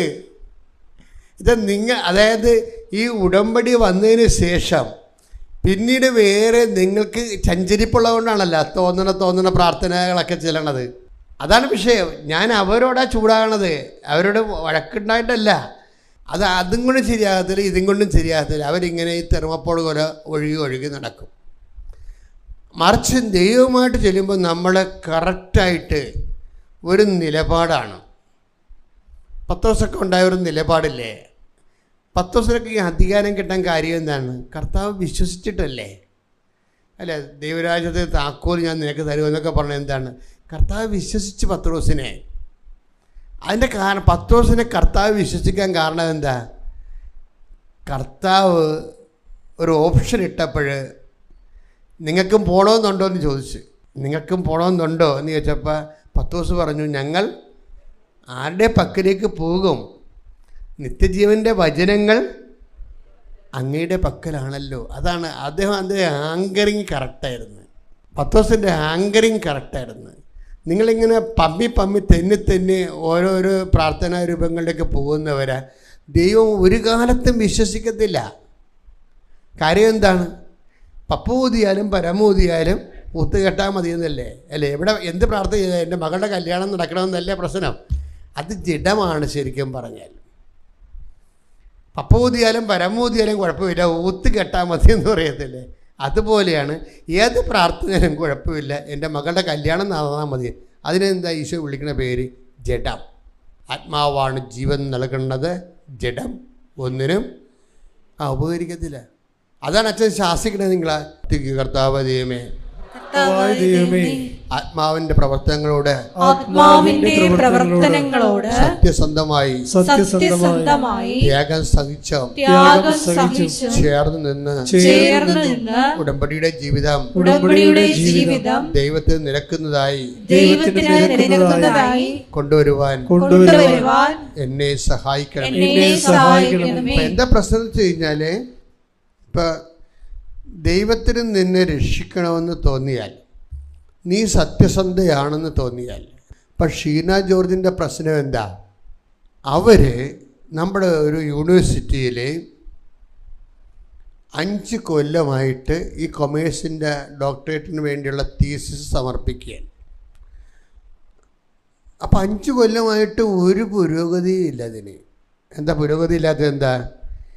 ഇവരുടെ ഗൈഡ് ഒന്ന് റിവ്യൂ ചെയ്ത്, ഇപ്പം നിങ്ങൾക്കറിയാമല്ലോ, എല്ലാവർക്കും അത് ഞാൻ പറഞ്ഞാൽ മനസ്സിലാകത്തില്ല. ഈ ഡോക്ടറേറ്റ് എടുക്കുന്നവർക്ക് ഗൈഡ് ഉണ്ടാവും, അവരുടെ സബ്ജക്റ്റ് എക്സ്പേർട്ട് ഉണ്ടാവും, അവരാണ് ഇവരെ ഗൈഡ് ചെയ്യണത്. ഇപ്പോഴത്തെ പിള്ളേർ ഈ ഗൈഡുമാരുമായിട്ട് ഹൈലി ഇൻ്റലിജൻ്റ് ആയിരിക്കും. അതാണ് ഇപ്പോഴത്തെ ഒരു പ്രശ്നം. ഈ ഗൈഡിനേക്കാൾ ഇൻ്റലിജൻ്റാണ് ഈ കുട്ടികളെ. കാര്യം അവരൊരു തലമുറ ഒന്നോ രണ്ടോ തലമുറ കഴിഞ്ഞല്ലേ ഇവർ വരണത്. അപ്പോൾ മനുഷ്യരാശി മുന്നോട്ട് പോകുന്തോറും പുതിയ ബ്രെയിനീസൊക്കെ നല്ല ശക്തരായ ബ്രെയിനാണ്. നമ്മൾ ഒരു പ്രാവശ്യം പറഞ്ഞാൽ അതിൻ്റെ മറുപറ അവർ ഇങ്ങോട്ട് പറയും. അതോടുകൂടി നമ്മുടെ കാര്യത്തിൽ തീരുമാനമാകും. അപ്പോൾ അങ്ങനെ വല്ല ഒഫൻസൊക്കെ വന്നു കഴിഞ്ഞാൽ ഈഗോ ഉള്ള ഗൈഡാണെങ്കിൽ പിന്നെ ഇവളൊരു കാലത്തും പൊങ്ങരുതെന്ന് വിചാരിക്കത്തുള്ളൂ. അങ്ങനെ ഒരു കൊളാഷിൽ ചെന്ന് ചാടിയിരിക്കുകയായിരിക്കും ചിലപ്പോൾ. അയാൾ അനങ്ങണില്ല, അയാളൊരു റിവ്യൂ ചെയ്ത് കൊടുക്കണില്ല. റിവ്യൂ ചെയ്ത് കൊടുക്കുക. അങ്ങനെ 5 കൊല്ലം പോയി. 5 കൊല്ലം പോയപ്പോൾ എന്നാ പറ്റി, പിന്നെ ഒരു 3 കൊല്ലം കൂടിയേ യൂണിവേഴ്സിറ്റി ഡോക്ടറേറ്റ് കൊടുക്കാൻ അവർ അലോട്ട് ചെയ്യത്തുള്ളൂ. കാര്യം ഗവൺമെൻറ് സബ്സിഡി ഉള്ളതല്ലേ ഇതിന്. ഇപ്പോൾ ഗവൺമെൻറ്റും അങ്ങനെ കാശ് കൊടുക്കത്തില്ല. ഗൈഡിനൊക്കെ ഗവൺമെൻറ് കാശ് കൊടുക്കുന്നുണ്ട്. ഇപ്പോൾ ഗൈഡും ഒക്കെ വെച്ച് നോക്കണമെന്ന് വെച്ചിട്ടുണ്ടെങ്കിൽ ഓരോ ക്ലയൻറ്റിനെ കിട്ടിക്കഴിഞ്ഞാൽ മാക്സിമം കറന്നിട്ടേ വിടത്തുള്ളൂ. അതുകൊണ്ട് അവർക്ക് അതിൽ നിന്ന് കൂടുതൽ കാശുണ്ടാക്കാനേ അവർ നോക്കത്തുള്ളൂ. ഇവരില്ലെങ്കിൽ ഗവൺമെൻറ്റിൽ നിന്ന് സ്റ്റൈഫൻഡ് വാങ്ങിക്കാൻ പറ്റത്തില്ല. ഇപ്പോൾ എല്ലാം കൂടി നമ്മൾ ചെന്ന് പെട്ടെന്ന് പറഞ്ഞാൽ മതി. ഇവരങ്ങനെ ചെന്ന് പെട്ടിരിക്കുകയാണ്. ഇവരൊരു നല്ല കത്തോലിക്ക സ്ത്രീയാണ്. അവർ കുടുംബത്തോടെ നല്ല അരുവിയൊക്കെ ഉള്ളതാണ്. അപ്പോൾ ഇവർ ഇങ്ങനെ ചെന്ന് പെട്ടുപോയി. ഇപ്പോൾ 7ാം കൊല്ലമായിട്ട് കഴിഞ്ഞ്, ഇനി 1 കൊല്ലം കൊണ്ട് ചെയ്തില്ലെങ്കിൽ ഔട്ടാവും. 8ാം കൊല്ലം കഴിഞ്ഞത് തന്നെ. 8ാമത്തെ കൊല്ലത്തിലാണ് തീർന്ന്. അപ്പോൾ സ്റ്റോപ്പ് ചെയ്യാൻ പോവുകയാണ്. ഗവൺമെൻറ് റിജക്റ്റ് ചെയ്യും.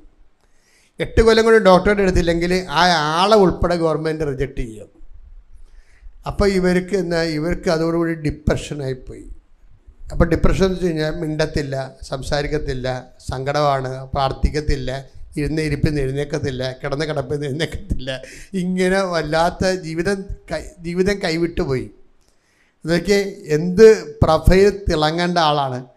പെട്ടെന്ന് ജീവിതം ചെന്നൊരു ഇടക്ക് പോയി ചേടി ജീവിതം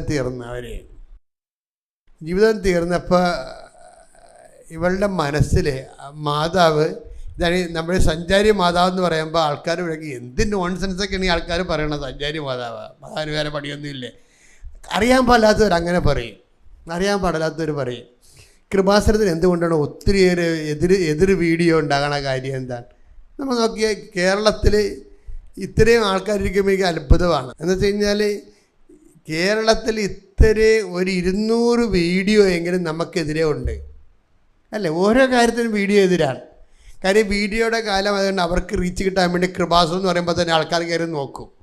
അങ്ങനെ അവർക്ക് റീച്ച് കിട്ടും, അതുപോലെ തന്നെ അവർക്ക് പൈസ കിട്ടും യൂട്യൂബിൽ നിന്ന്. അത് കാരണം ഓരോരോ വിഷയത്തിന് എങ്ങനെ ഓരോ തിന്മകൾ അടിച്ചേൽപ്പിക്കാൻ പറ്റും. അവരിവിടെ വരത്തുമില്ല, അവർക്കിത് മനസ്സിലാകത്തുമില്ല. കേൾവിയിൽ നിന്ന് അവർ ഓരോ അഭിപ്രായങ്ങൾ പറഞ്ഞ് ഇങ്ങനെ പുതിയ വീഡിയോ ഇട്ടുകൊണ്ടിരിക്കും. പക്ഷെ ഇത്രയും വീഡിയോ ഇട്ടിട്ട് ഇവിടെ ആൾക്കാരിങ്ങനെ നിറഞ്ഞ് കവിഞ്ഞ് പോണതിൻ്റെ കാരണം എന്താ? കേരളത്തിൽ ഇതുപോലെ നോക്കിയേ എന്തുമാത്രം ധ്യാനപുരുക്കന്മാരുണ്ട്. അവർക്കെതിരെ വല്ല വീഡിയോ ഉണ്ടാ? ഒരു വീഡിയോ ഇല്ല. ആർക്കെതിരെ ഇല്ല, നമ്മൾക്കെതിരെ മാത്രമേ ഉള്ളൂ. ശരിക്കും പറഞ്ഞാൽ നോക്കിയാൽ അത് 100 കണക്കിന് എതിർ വീഡിയോ അല്ലേ. എന്നിട്ടും കൃപാസനത്തിൽ നിറഞ്ഞ് കവിഞ്ഞ് പോണ എന്താ കാര്യം? എന്നോട് അമ്മ പറഞ്ഞത്, നീ പ്രത്യക്ഷീകരണം മാത്രം നോക്കിയാൽ മതി, വേറെ ഒന്നും നോക്കണ്ട, നിൻ്റെ സബ്ജക്റ്റ് അല്ലെന്ന് പറഞ്ഞിട്ടുണ്ട്. നീ എൻ്റെ പ്രത്യക്ഷീകരണത്തെക്കുറിച്ച് നീ ജനങ്ങളോട് സംസാരിക്കണം. എന്നിട്ട് ഉടമ്പടി എടുക്കുന്നവരെ, ഇപ്പോൾ ഉടമ്പടി ഒരു 100 പേരെടുത്ത പ്രത്യക്ഷീകരണത്തിൻ്റെ സാക്ഷികളായിട്ട് 10 പേരെ നമുക്ക് കിട്ടത്തുള്ളൂ. അതാണ് വിഷയം. എന്താ കാര്യം? ഈ ആൾക്കാർക്ക് ഇതിനെക്കുറിച്ച് അറിയത്തില്ല. അവർക്ക് അവരുടെ IELTS അല്ലെങ്കിൽ ജപ്തി നടപടിയ അല്ലെങ്കിൽ അവരുടെ രോഗമൊക്കെ അതിന് സമാധാനം ഉണ്ടാകുന്നുണ്ടെന്നേ അവർ നോക്കത്തുള്ളൂ. അവരമ്മയുടെ പ്രത്യക്ഷീകരണമൊന്നും നോക്കത്തില്ല. അതിൻ്റെ അകത്ത് ഈ 100 10 പേര് ഇതിൻ്റെ കറക്റ്റ് ന്യൂക്ലിയസേ വരും. എന്താണ്? പ്രത്യക്ഷീകരണത്തെ നോക്കും. അവർക്ക് മനസ്സിലാവും. പരിശുദ്ധാത്മാവോട് പറയും, മകളെ ഇത് നിന്നെ ഇവിടെ കൊണ്ടുവന്നതേ നിൻ്റെ സ്ഥലം വിറ്റുമാറ്റാനൊന്നും അല്ല. ഇത് ഞാൻ സമയഘടികാരം നെഞ്ചിൽ ചാർത്തി 2004 പ്രത്യക്ഷപ്പെട്ടിട്ട് ദുരന്തം ഉണ്ടാകാൻ പോണെന്ന് പറഞ്ഞിട്ടുണ്ട്. ഈ സന്ദേശം സഭയെ കൊണ്ട് ഏറ്റെടുപ്പിച്ചിട്ട് ലോകം മുഴുവൻ പ്രചരിപ്പിക്കാൻ വേണ്ടിയാണ് നിന്നെ കൊണ്ടുവന്നതെന്ന് പറയും.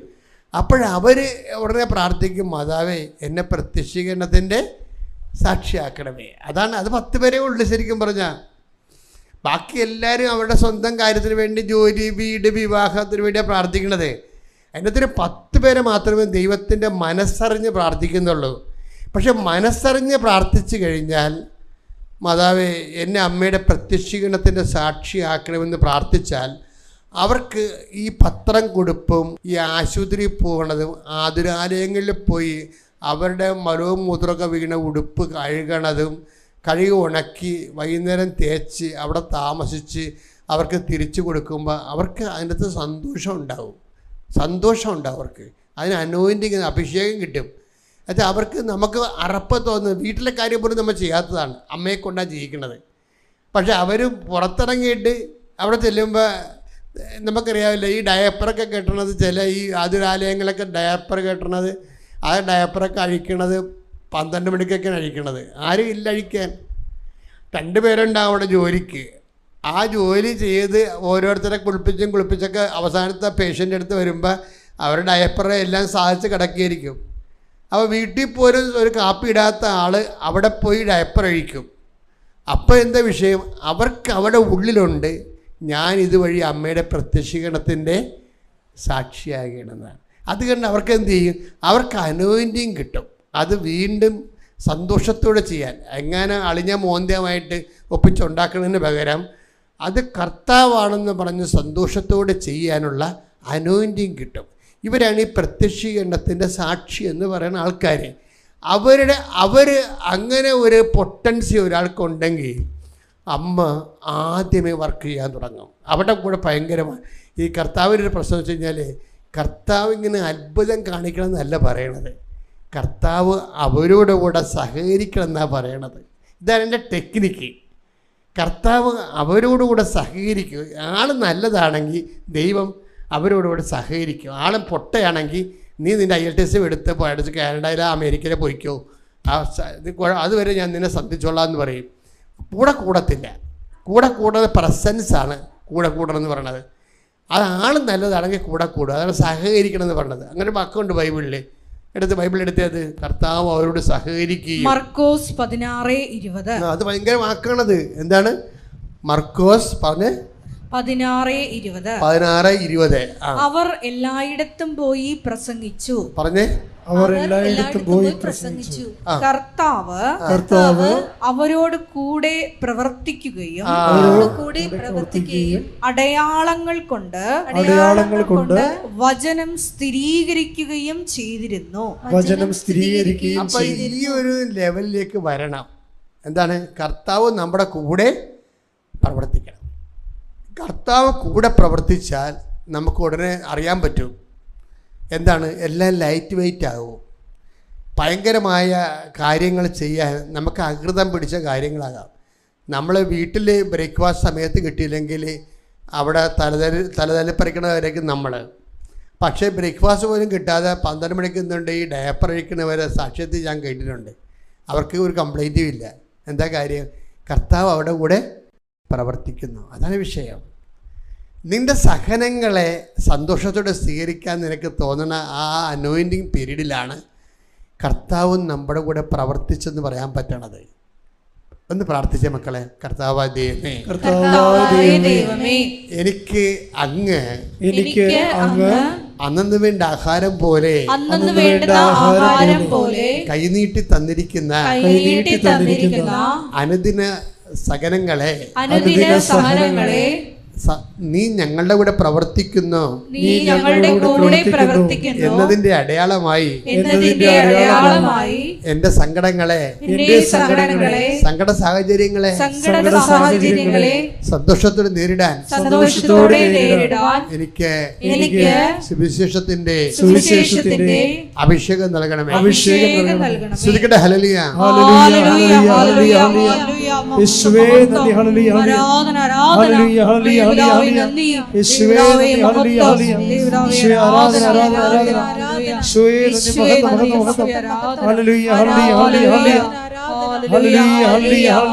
അപ്പൊ ഷീന ജോർജിന്റെ കൂടെ പ്രവർത്തിക്കാൻ കർത്താവ് തീരുമാനിച്ചു. മാതാവ് അപ്പോൾ അവൾ 8ാമത്തെ വർഷത്തിൽ പുറന്തള്ളാൻ പോവുകയാണ്. 8ാമത്തെ വർഷത്തിൽ ഡോക്ടറേറ്റിൽ നിന്ന് അവളെ റിജക്റ്റ് ചെയ്യാൻ പോവുകയാണ്. അവൾക്കൊരു മാർഗ്ഗമില്ല, അവൾ ഡിപ്രഷൻ അടിച്ചിരിക്കുകയാണ്. പക്ഷേ ഇവളുടെ ബേസിക്കായിട്ട് നല്ല ആളാണ്. ഇവൾ ഉടമ്പടി ജീവിതത്തിലേക്ക് വന്നാൽ ഉടമ്പടി സത്യസന്ധമായിട്ട് നിറവേറ്റും. അപ്പോൾ അതുകൊണ്ട് ഷീന ജോർജിൻ്റെ കൂടെ പ്രവർത്തിക്കാൻ മാതാവ് തീരുമാനിച്ചു. മാതാവ് ഒരു ദിവസം അവളുടെ വീട്ടിൽ പോയി. അവളുടെ കൂട്ടുകാരത്തിൻ്റെ സ്വരത്തിൽ മാതാവ് അവളോട് ചോദിച്ചു, ഷീന നീ കൃപാസനത്തിലോട്ട് വരുന്നില്ലേ എന്ന് ചോദിച്ചു. കേൾക്കാൻ നല്ല രസമാണ് ആ സാക്ഷ്യം കേൾക്കാൻ. അപ്പം ഷീന കൂട്ടുകാരത്തിൻ്റെ സ്വരം കേട്ടിട്ട് അവർക്കറിയാം അപ്പോൾ ഉടനെ അവളെ രാവിലെ എഴുന്നേറ്റിട്ട് അവളെ വിളിച്ച്, നീ കൃപാസനത്തിലേക്ക് എന്നെ വിളിച്ചായിരുന്നോ? ഞാൻ പറഞ്ഞു അപ്പോൾ അവൾ പറഞ്ഞു, നമ്മമ്മനെ കണ്ടിട്ട് കുറേ നാളായില്ല, ഞാൻ വിളിച്ചിട്ടില്ല. നിങ്ങളവിടെ പോയിട്ടുണ്ടോ എന്ന് ചോദിച്ചു. ഞാനവിടെ പോയിട്ടില്ല. അപ്പോൾ കൂട്ടുകാരത്തി പറഞ്ഞ്, ഷീന നിനക്ക് കൃപാസനത്തിൽ പോകാൻ സമയമായേ, നിനക്ക് കൃപാസനത്തിൽ പോകാൻ. അവൾക്ക് മനസ്സിലായി അമ്മയാണ് വിളിച്ചിട്ടുള്ളതെന്ന്. അത് നമ്മൾ സഞ്ചാരി മാതാവെന്ന് പറയുമ്പോഴേ നമ്മളിപ്പോൾ എല്ലാ ദിവസവും ഞെട്ടുകയാണ് ശരിക്കും. ദൈവം ഇന്ന് വരെ ചെയ്യാത്ത കാര്യങ്ങളൊക്കെയാണ് ഈ ഉടമ്പടി വഴി ചെയ്യണത്. അതെന്ന് വെച്ചാൽ അപ്പോൾ ഷീന ഒറ്റയ്ക്ക് ഇരുന്നതും പറഞ്ഞേ, ഇനിയിപ്പോൾ ഡിപ്രഷനൊക്കെ ആയി പോയില്ല, ഡോക്ടറേറ്റും പോയ കണ്ടീഷനായി. അപ്പോൾ ഹസ്ബൻഡിനോട് ചോദിച്ചു, നിങ്ങൾക്ക് എന്നെ ഒന്ന് ആലപ്പുഴ കൊണ്ടുപോകാൻ പറ്റുമോ എന്ന് ചോദിച്ചു. അപ്പോൾ ഹസ്ബൻഡ് പറഞ്ഞു, എടി നല്ല തിരക്കാണ് എൻ്റെ ജോലി, നമ്മുടെ പാലായിൽ മാതാവുണ്ടല്ല, നീ അതാ മാതാവിനെ വെച്ച് അഡ്ജസ്റ്റ് ചെയ്യാൻ പാടില്ല. അത് ആൾക്കാരങ്ങനെയല്ല ചിന്തിക്കണേ, ആൾക്കാരങ്ങനെയല്ല ചിന്തിക്കണത്. നീ എന്തിൻ്റെ മാതാവിൻ്റെ കാര്യത്തിൽ കെട്ടിയെടുത്ത് ആലപ്പുഴ പോണത്? നമുക്ക് മാതാവുണ്ടല്ല, നമ്മൾ മാതാവിൽ നിന്ന് അകലെന്നുള്ള ആൾക്കാരല്ലല്ലേ. അപ്പോൾ നമ്മുടെ ഇടവക പള്ളി പോയി പ്രാർത്ഥിച്ചാൽ പോരെ എന്ന് വിളിച്ചെങ്കിലും അത് ആ ചാപ്റ്റർ ക്ലോസ് ചെയ്തെങ്കിലും മാതാവ് ഏതൊരു സമയത്ത് ഈ ഹസ്ബൻഡിനെ ഒന്ന് ഒരു നോട്ട് ചെയ്ത്, അവൾ പറയണത് ശരിയാ, മര്യാദക്ക് അവളുടെ കൂടെ പോകാൻ പറ്റുമോ പോകാൻ പറഞ്ഞു. അപ്പോൾ ഉടനെ ഇയാളുടെ മനസ്സ് മാറി. ഇയാൾ പറഞ്ഞു, ഞാൻ നിന്നെ കൊണ്ടുപോകാമെന്ന് പറഞ്ഞു, ഞാൻ നിന്നെ കൃപാസനത്തിൽ കൊണ്ടുപോകാമെന്ന് പറഞ്ഞു. അപ്പോൾ ഹസ്ബൻഡ് ഇവിടെ കൊണ്ടുവന്നെങ്കിലും ഈ ക്ലാസ്സൊന്നും പുള്ളിക്ക് അത്ര കണ്ട് പിടിക്കണില്ല. കേൾക്കട്ടെ, പല കാര്യങ്ങളും മനസ്സാകുന്നില്ലെന്നാണ് പുള്ളി പറയണത്. മനസ്സിലാകാത്ത കാര്യങ്ങളൊന്നും അച്ഛൻ പറയാറില്ല, പുള്ളിയുടെ മാനസികാവസ്ഥ കൊണ്ട് മനസ്സിലായില്ലെന്നേ ഉള്ളൂ. ഏറ്റവും കൂടുതൽ ലളിതവും സിമ്പിളായിട്ട് പറയണതാണ്. ഇനിയിപ്പോൾ ഞാൻ പറയണ കാര്യങ്ങൾ നിങ്ങൾ ചെയ്യാൻ പറയണ കാര്യങ്ങൾ തന്നെ നിങ്ങൾ ചെയ്താൽ തന്നെ നിങ്ങൾ രക്ഷപ്പെടും. കാര്യം എന്താ? രക്ഷപ്പെട്ടതിൻ്റെ ചരിത്രം നമ്മുടെ കയ്യിലുള്ളതാണ്, അല്ല പുതിയ ബോംബൊന്നും അല്ലല്ലോ ഇത്, ഇല്ലേ? എത്ര ചീഞ്ഞ് നാറിയ കേസുകളും അമ്മ എടുത്തിട്ടുള്ളത് നമ്മുടെ കയ്യിലുള്ളതാണ്.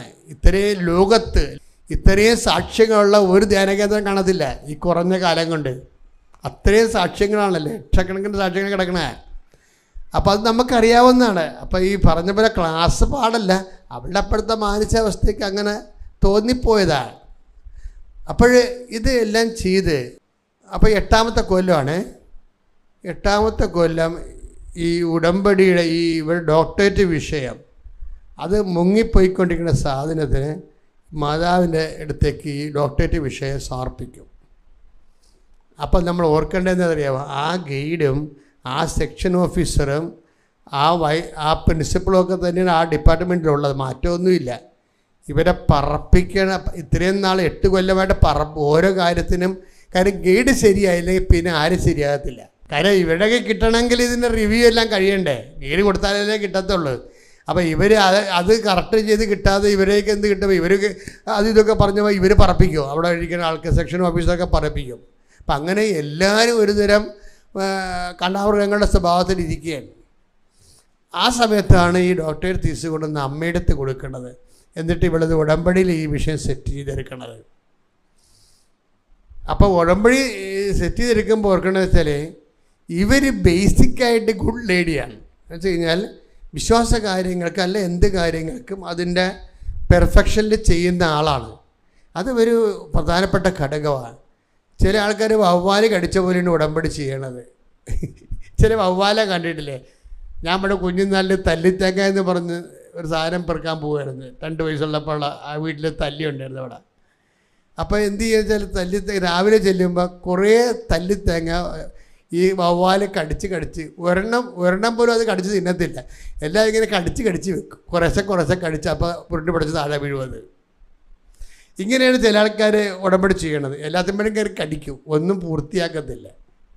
ഇങ്ങനെ ഈ ജീവിതം തന്നെ ഇങ്ങനെയുള്ള ആൾക്കാരുണ്ട്, എല്ലാം തുടങ്ങി വെക്കും, ഒന്നും പൂർത്തിയാക്കത്തില്ല.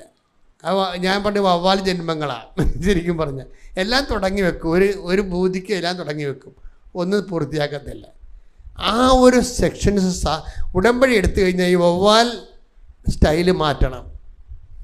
നിങ്ങൾ പണ്ട് പോലെ ഇങ്ങനെ തോറ്റതിൻ്റെ നിങ്ങളൊരു തോറ്റ ജന്മമാകാൻ കാരണം നിങ്ങളുടെ ഒരു കാര്യത്തിൽ നിങ്ങൾക്ക് വിശ്വാസം അർപ്പിക്കാൻ പറ്റാത്തത് കൊണ്ട് പകുതി കടിക്കും, പകുതി കളയും, ഇങ്ങനെ ഇട്ടുകൊണ്ട് പോകുന്നതാണ്. പക്ഷേ ഉടമ്പടി എടുക്കുമ്പോൾ ഈ സ്റ്റൈല് മാറ്റണം. എന്താണ്? ഇത് ഞാൻ മുങ്ങിയ എടുത്തുകൊണ്ട് പൊങ്ങത്തോളാം എന്നുള്ള രീതിയിൽ നിലപാടെടുക്കണം. മനസ്സിലായില്ലേ? ഇത് ഞാൻ എന്താ കാര്യം, ഞാൻ പണ്ടെല്ലാം ഒറ്റക്കാണ് ചെയ്തത്. ഇപ്പം എൻ്റെ കൂടെ ചെയ്യാൻ എൻ്റെ ദൈവം നേരിട്ട് പ്രവർത്തിക്കുന്നുണ്ട്. കൈയടിച്ച് ശ്രദ്ധിക്കട്ടെ. Hallelujah. Hallelujah. Hallelujah. Hallelujah. Hallelujah.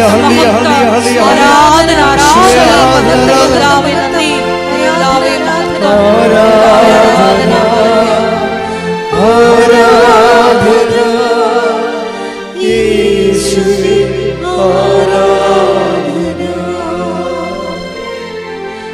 ആരാധന ആരാധന യേശുവേ ആരാധന.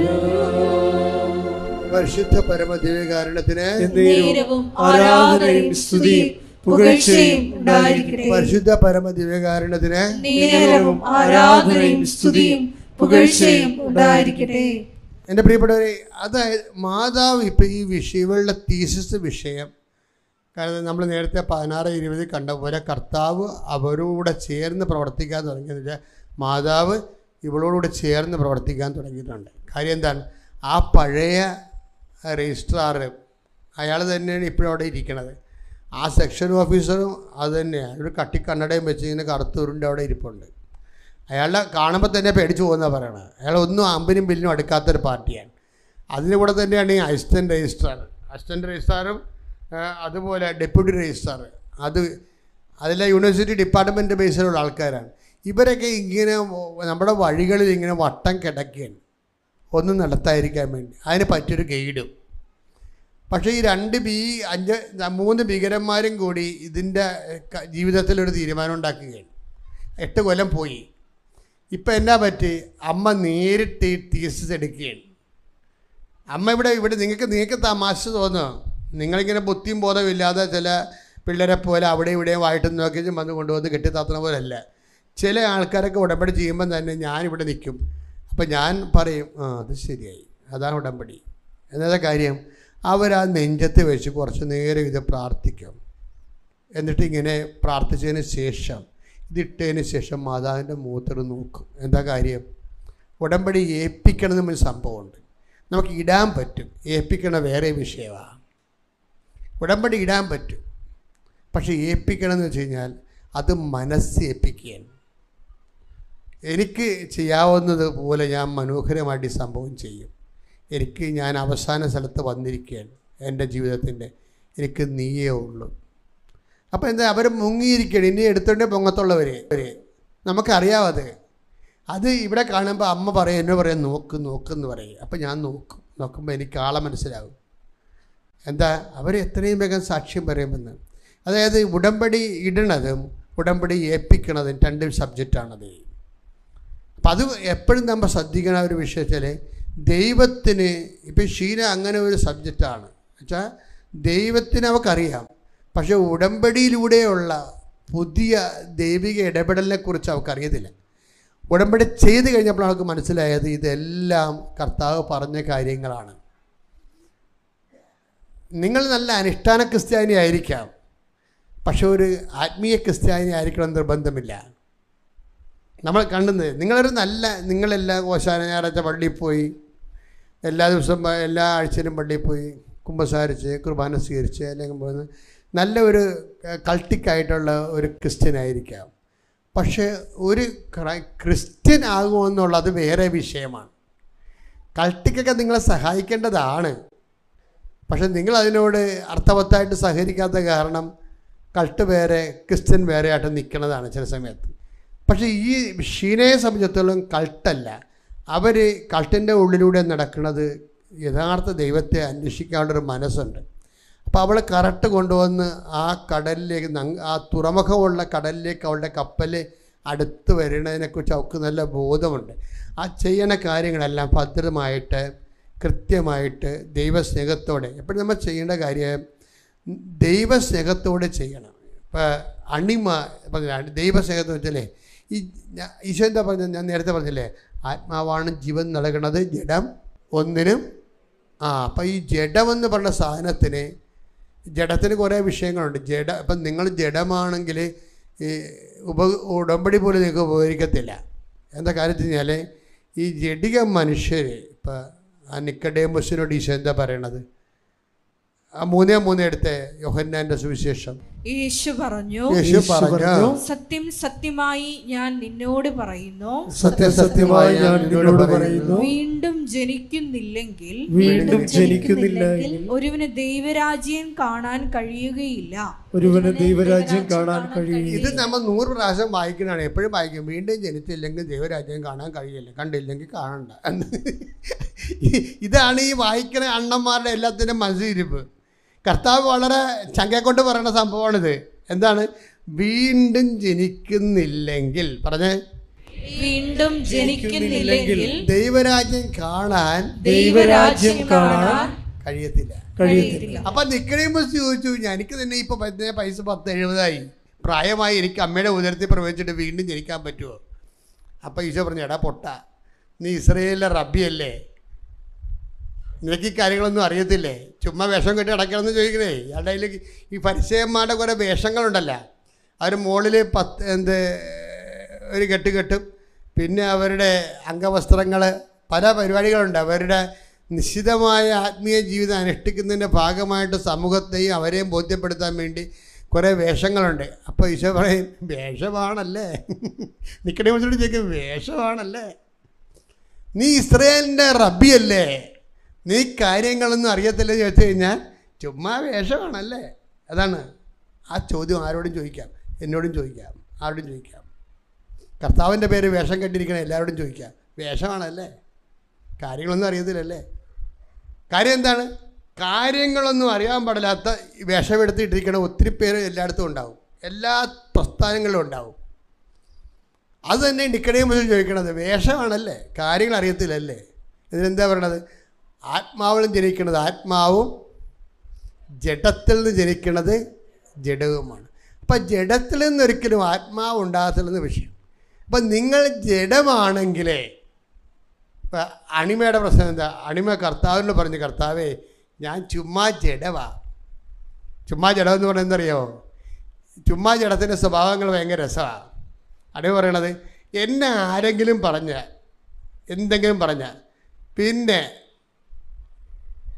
അവനെ തിരിച്ച് പറഞ്ഞൊരു പരുവത്തിലാക്കാതെ ഞാൻ പോരത്തില്ലെന്ന് പറഞ്ഞു. അതാണ് അണിമ. അതാണ് ജഡമെന്ന് പറയണത്. അണിമ അടൂറിൻ്റെ സാക്ഷ്യം എന്താണ്? എന്നെ ആരെങ്കിലും എന്തെങ്കിലും പറഞ്ഞാൽ അത് എനിക്ക് മനസ്സ് സമാധാനം വരണവരെ ഞാൻ തിരിച്ച് പറഞ്ഞ് അവനെ പാകത്താക്കാതെ ഞാൻ പോരത്തില്ലെന്ന്. അതാണ് ജഡമെന്ന് പറയുന്നത്. ഇപ്പം മനസ്സിലായ? ജഡമെന്ന് മനസ്സിലായ? അപ്പോഴ് എന്താ പ്രശ്നം? ആത്മാവാണ് ജീവൻ നൽകുന്ന, ജഡം ഒന്നിനും ഉപകരിക്കുന്നില്ല. അപ്പം നിൻ്റെ സ്വഭാവം ജഡമാണെങ്കിൽ ഈ ഉടമ്പടി ഉപകരിക്കത്തില്ല നിനക്ക്. അപ്പം അണിമ കർത്താവിനോട് പറഞ്ഞേ, കർത്താവ്, ഞാൻ ജഡവാ, എന്നെ ഒന്ന് സഹായിക്കണം, എനിക്ക് എന്താ പറ്റണത്? എൻ്റെ കാര്യങ്ങളൊന്നും നടക്കണില്ലല്ല, നിനക്കെൻ്റെ ജീവിതത്തിൽ ഇടപെടാൻ പറ്റണില്ലല്ല, എനിക്കൊരു കുഴപ്പമുണ്ടോ എന്ന് അണിമ ഈശോനോട് ചോദിക്കും ഉടമ്പടി എടുത്ത്. അപ്പം ഈശോ ഒരു കാര്യം കാണിച്ചു കൊടുക്കും. എന്താണ്? അവളുടെ മെഴുകുതിരി ഉരുകി വീഴുമ്പോൾ ഒരു പ്രാവിനെ കാണിച്ചിട്ട് 4 എന്ന് എഴുതി കാണിക്കും. അതാണ് ഇതിൻ്റെ പ്രശ്നം. ഉടമ്പടി പോലെ ഇതുപോലെ ദൈവം മനുഷ്യനോട് ഏത് മനുഷ്യനോടും സത്യസന്ധമായി ദൈവത്തെ തേടുന്നവർക്ക് ദൈവം, പരമാർത്ഥ ഹൃദയർക്ക് ദൈവം സമീപസ്ഥനാണ്. കൈയടിച്ച് ശ്രദ്ധിക്കട്ടെ. ഹല്ലേലൂയ. യേശുവേ നന്ദി. Hallelujah, hallelujah, hallelujah. യേശുവേ ആരാധന, ആരാധന, ആരാധന. ആരാധന, ആരാധന. യേശുവേ ആരാധന, ആരാധന, ആരാധന. യേശുവേ ആരാധന. 145 സങ്കീർത്തനം 18 തിരുവചനം. സങ്കീർത്തനം 145 തിരുവചനം 18. തന്നെ വിളിച്ചപേക്ഷിക്കുന്നവർക്ക് എന്ന് പറയുക, തന്നെ വിളിച്ചപേക്ഷിക്കുന്നവർക്ക്, ഹൃദയ പരമാർത്ഥതയോടെ വിളിച്ചപേക്ഷിക്കുന്നവർക്ക്, ഹൃദയ പരമാർത്ഥതയോടെ വിളിച്ചപേക്ഷിക്കുന്നവർക്ക് കർത്താവ് സമീപസ്ഥനാണ്. കർത്താവ് സമീപസ്ഥനാണ്. കൈയടികൾ സ്തുതിക്കട്ടെ. ഹല്ലേലൂയ. ഹല്ലേലൂയ, ഹല്ലേലൂയ,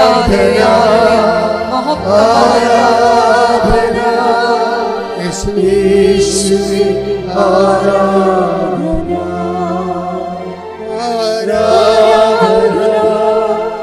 ആരാധന, യേശുവേ ആരാധന. ദൈവസ്നേഹത്തോടെ ആരാധന, ആരാധന, ആരാധന, യേശുവേ ആരാധന. Praise the Lord. Praise the Lord. അപ്പോൾ അണിമന്തി പരമാർത്ഥതയോടെയാണ് 145:18 അനുസരിച്ച് വിളിക്കുക. കർത്താവേ, എൻ്റെ കാര്യം ഒന്നും നടക്കണില്ല, എനിക്കെന്തിന് കുഴപ്പമുണ്ടോ? എന്താണ് എൻ്റെ പ്രശ്നം?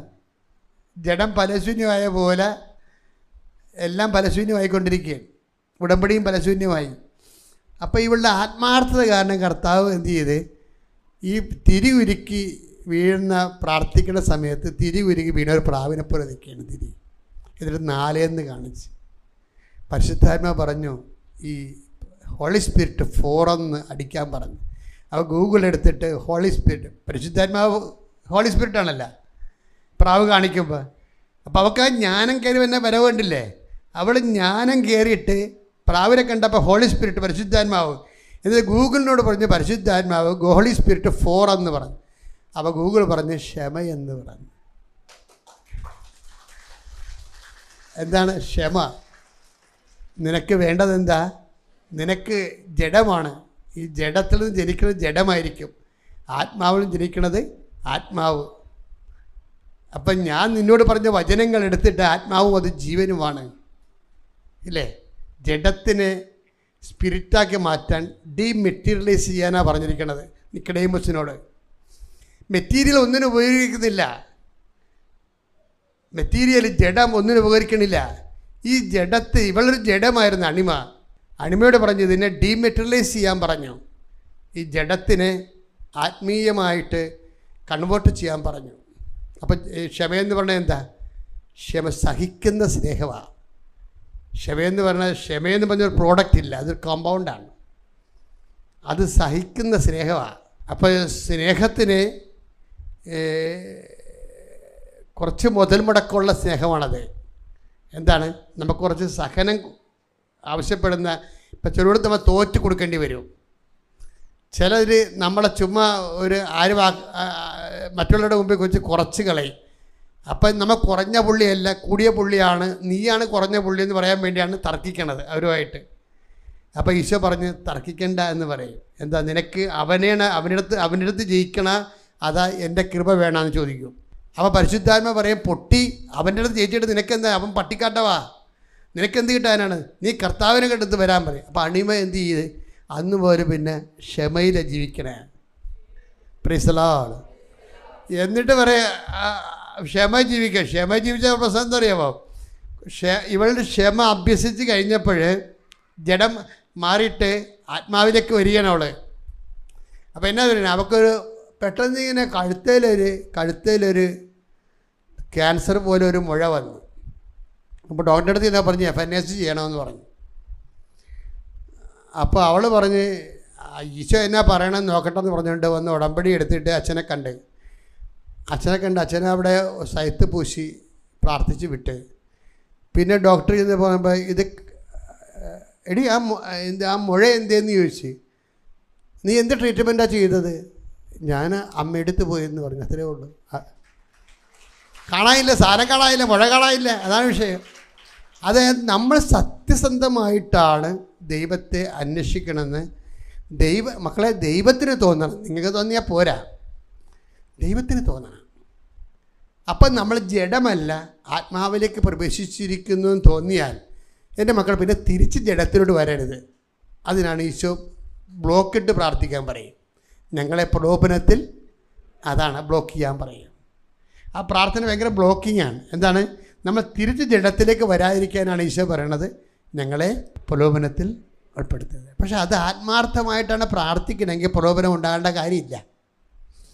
നിങ്ങൾക്ക് പിന്നെയും പ്രലോഭനം വരേണ്ട കാര്യം നിങ്ങൾ പട്ടിക പ്രാർത്ഥിക്കുന്ന പോലെ പ്രാർത്ഥിച്ചിട്ടാണ് 4, 3, 7 അങ്ങനെയാണ് ഈ സ്വർഗസ്ഥനായ ചൊല്ലിയിട്ടാണ് ഈ കുഴപ്പമുണ്ടാകുന്നത്.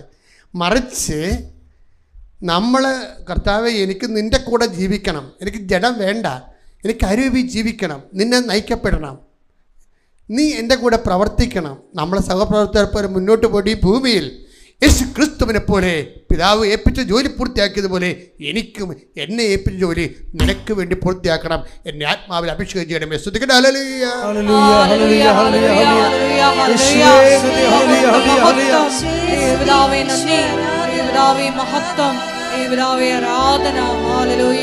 ഒരുമിച്ച് പാടാം. സ്തുതിക്കട്ടെ. ഹല്ലേലൂയ.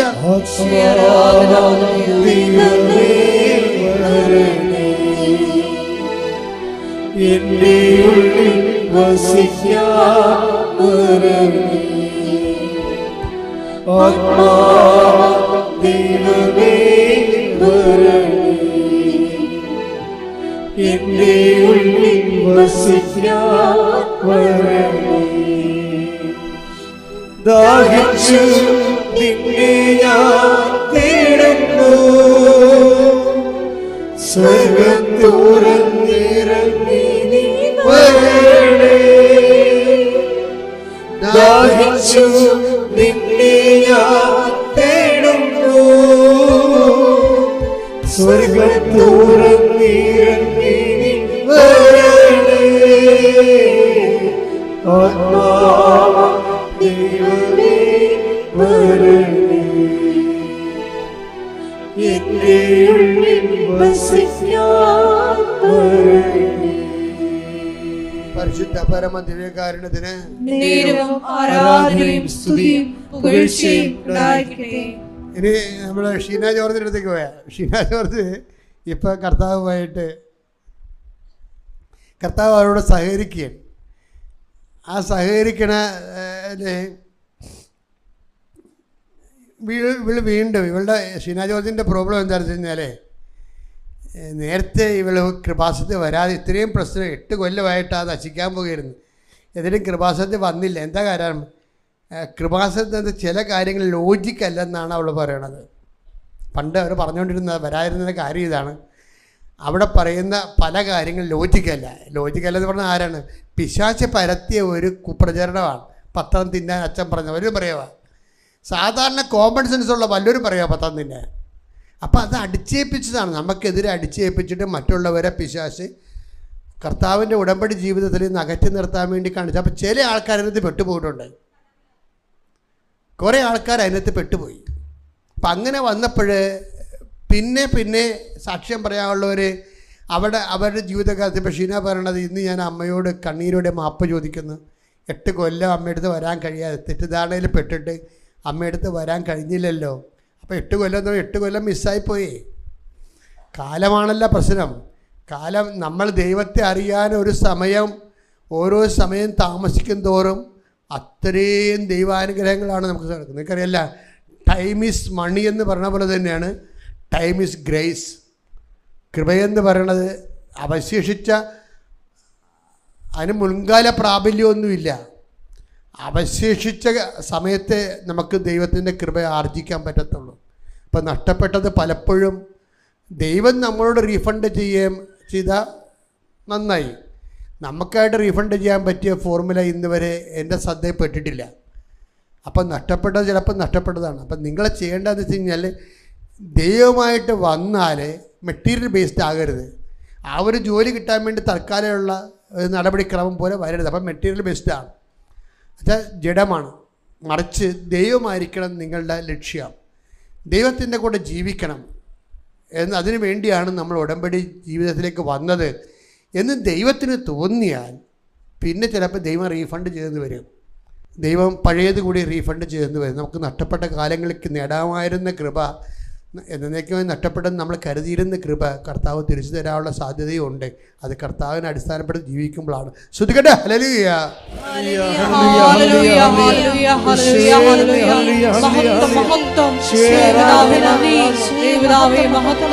ദൈവമേ ആരാധന. Hallelujah hallelujah.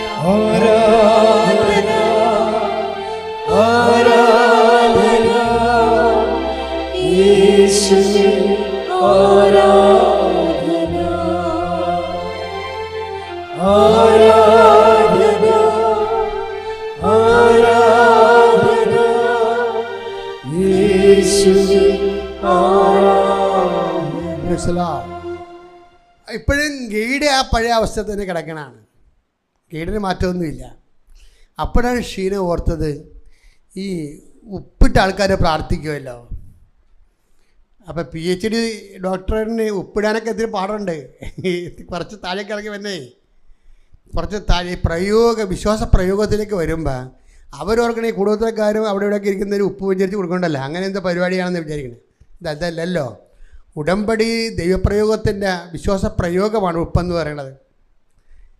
അവൾക്കത് കാര്യം മനസ്സിലായി കഴിഞ്ഞപ്പോൾ ഷീന പോണ സ്ഥലത്തെല്ലാം ഡെപ്യൂട്ടി തഹസിൽദാറിൻ്റെ അടുത്തും അല്ലെങ്കിൽ ഡെപ്യൂട്ടി ഓഫീസറിൻ്റെ അടുത്തും സെക്ഷൻ ഓഫീസറിൻ്റെ അടുത്തും ഗൈഡിൻ്റെ അടുത്തും എല്ലാം കൊണ്ടുപോയി ഉപ്പിടും. ഉപ്പിട്ടിട്ട് എന്ത് ചെയ്യും? വിശ്വാസ പ്രമാണം ചൊല്ലും. അപ്പോൾ അതോടുകൂടി ദൈവം ഇവിടെ കൂടെ ചേർന്ന് പ്രവർത്തിക്കത്തില്ലേ. ഗൈഡിന് വലിയ മാറ്റമൊന്നുമില്ല. ഈ ഫറവോ 9 ധ്യാനം കൂടി ആളാണേ. മോശ ഫറവോനെ 9 പ്രാവശ്യം ധരിപ്പിച്ചതാണ്. ആ 9ാമത്തെ പ്രാവശ്യവും അയാൾ അപ്പം കേൾക്കുമ്പോൾ യേശുവ സ്വസ്ത്രം എന്നൊക്കെ പറയും. മോശസ് പോയി കഴിയുമ്പോൾ പിന്നെ അയാളുടെ സൂത്രം കാണിക്കുക. അയാൾ അവസാനം കടലിൽ മുക്കി കൊന്നു കളഞ്ഞ്. ഈ കടലിൽ മുക്കി ദൈവം കൊല്ലാൻ വെച്ചിരിക്കുന്ന സാധനം മാനസാന്തരപ്പെടുത്തല്ല ഒരിക്കലും. ഉറപ്പല്ല. കടലിൽ മുക്കി ദൈവം കൊല്ലാൻ വെച്ചിരിക്കുന്ന സാധനം ഒരിക്കലും മാനസാന്തരപ്പെടുത്തില്ല. ഗൈഡിന് മാനസാന്തരം ഇല്ല. പക്ഷേ ഉപ്പിട്ട് അവൾ വിശ്വാസപ്രമാണം ചെല്ലുമ്പോൾ പോകുന്നു. പിന്നെ കൊണ്ടുവന്ന് സെക്ഷൻ ഓഫീസറിലിട്ട് ഡെപ്യൂട്ടി രജിസ്ട്രാറിൻ്റെ ഓഫീസിൽ കൊണ്ടുവന്ന് ഉപ്പിട്ട് വിശ്വാസപ്രമാണം ചെല്ലി. എന്താ കാര്യം? അത് ഉപ്പിട്ടതിൻ്റെ അർത്ഥം എന്താണ്? Not by merit but by grace. അതാണ് നമ്മുടെ പ്രയോഗമാണത്.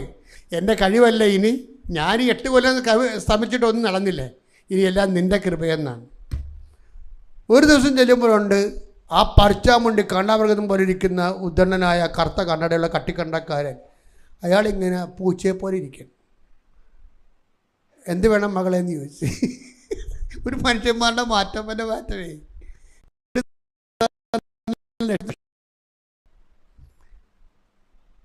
അപ്പോൾ ഉടനെ സെൻ്റെ സാറേ 8 കൊല്ലമായി ഞാൻ നടക്കണില്ലേ. അപ്പോൾ പറഞ്ഞു, നീ സെക്ഷൻ ഓഫീസർ പറഞ്ഞ് നീ ഡെപ്യൂട്ടി രജിസ്ട്രാറിനെ ഒന്ന് കാണാൻ പറഞ്ഞു. അപ്പോൾ കണ്ട് ഈ 8 കൊല്ലമായിട്ട് മടുത്തൊരു കക്ഷിയാണ് അവിടെ ഇരിക്കണത്. പക്ഷെ അന്ന് ചെന്നപ്പോൾ ഡെപ്യൂട്ടി രജിസ്ട്രാറിന് ആളിന് മാറ്റമില്ല. പക്ഷെ ആൾ നീല സാരി കൊടുത്താണ് ഇരിക്കണത്. അപ്പം തന്നെ മനസ്സിലായി അമ്മ കൊട്ടിയിട്ടുണ്ടെന്ന് മനസ്സിലായി. അതാണ് അമ്മ കാണിക്കും, അടയാളം കാണിക്കും. അപ്പോൾ ഡെപ്യൂട്ടി തഹസിൽദാർ രജിസ്ട്രാർ ചോദിച്ചു, എന്താ ശരിയായില്ലേ? അപ്പം പറഞ്ഞു, എനിക്ക് റിവ്യൂ കിട്ടിയിട്ടില്ല.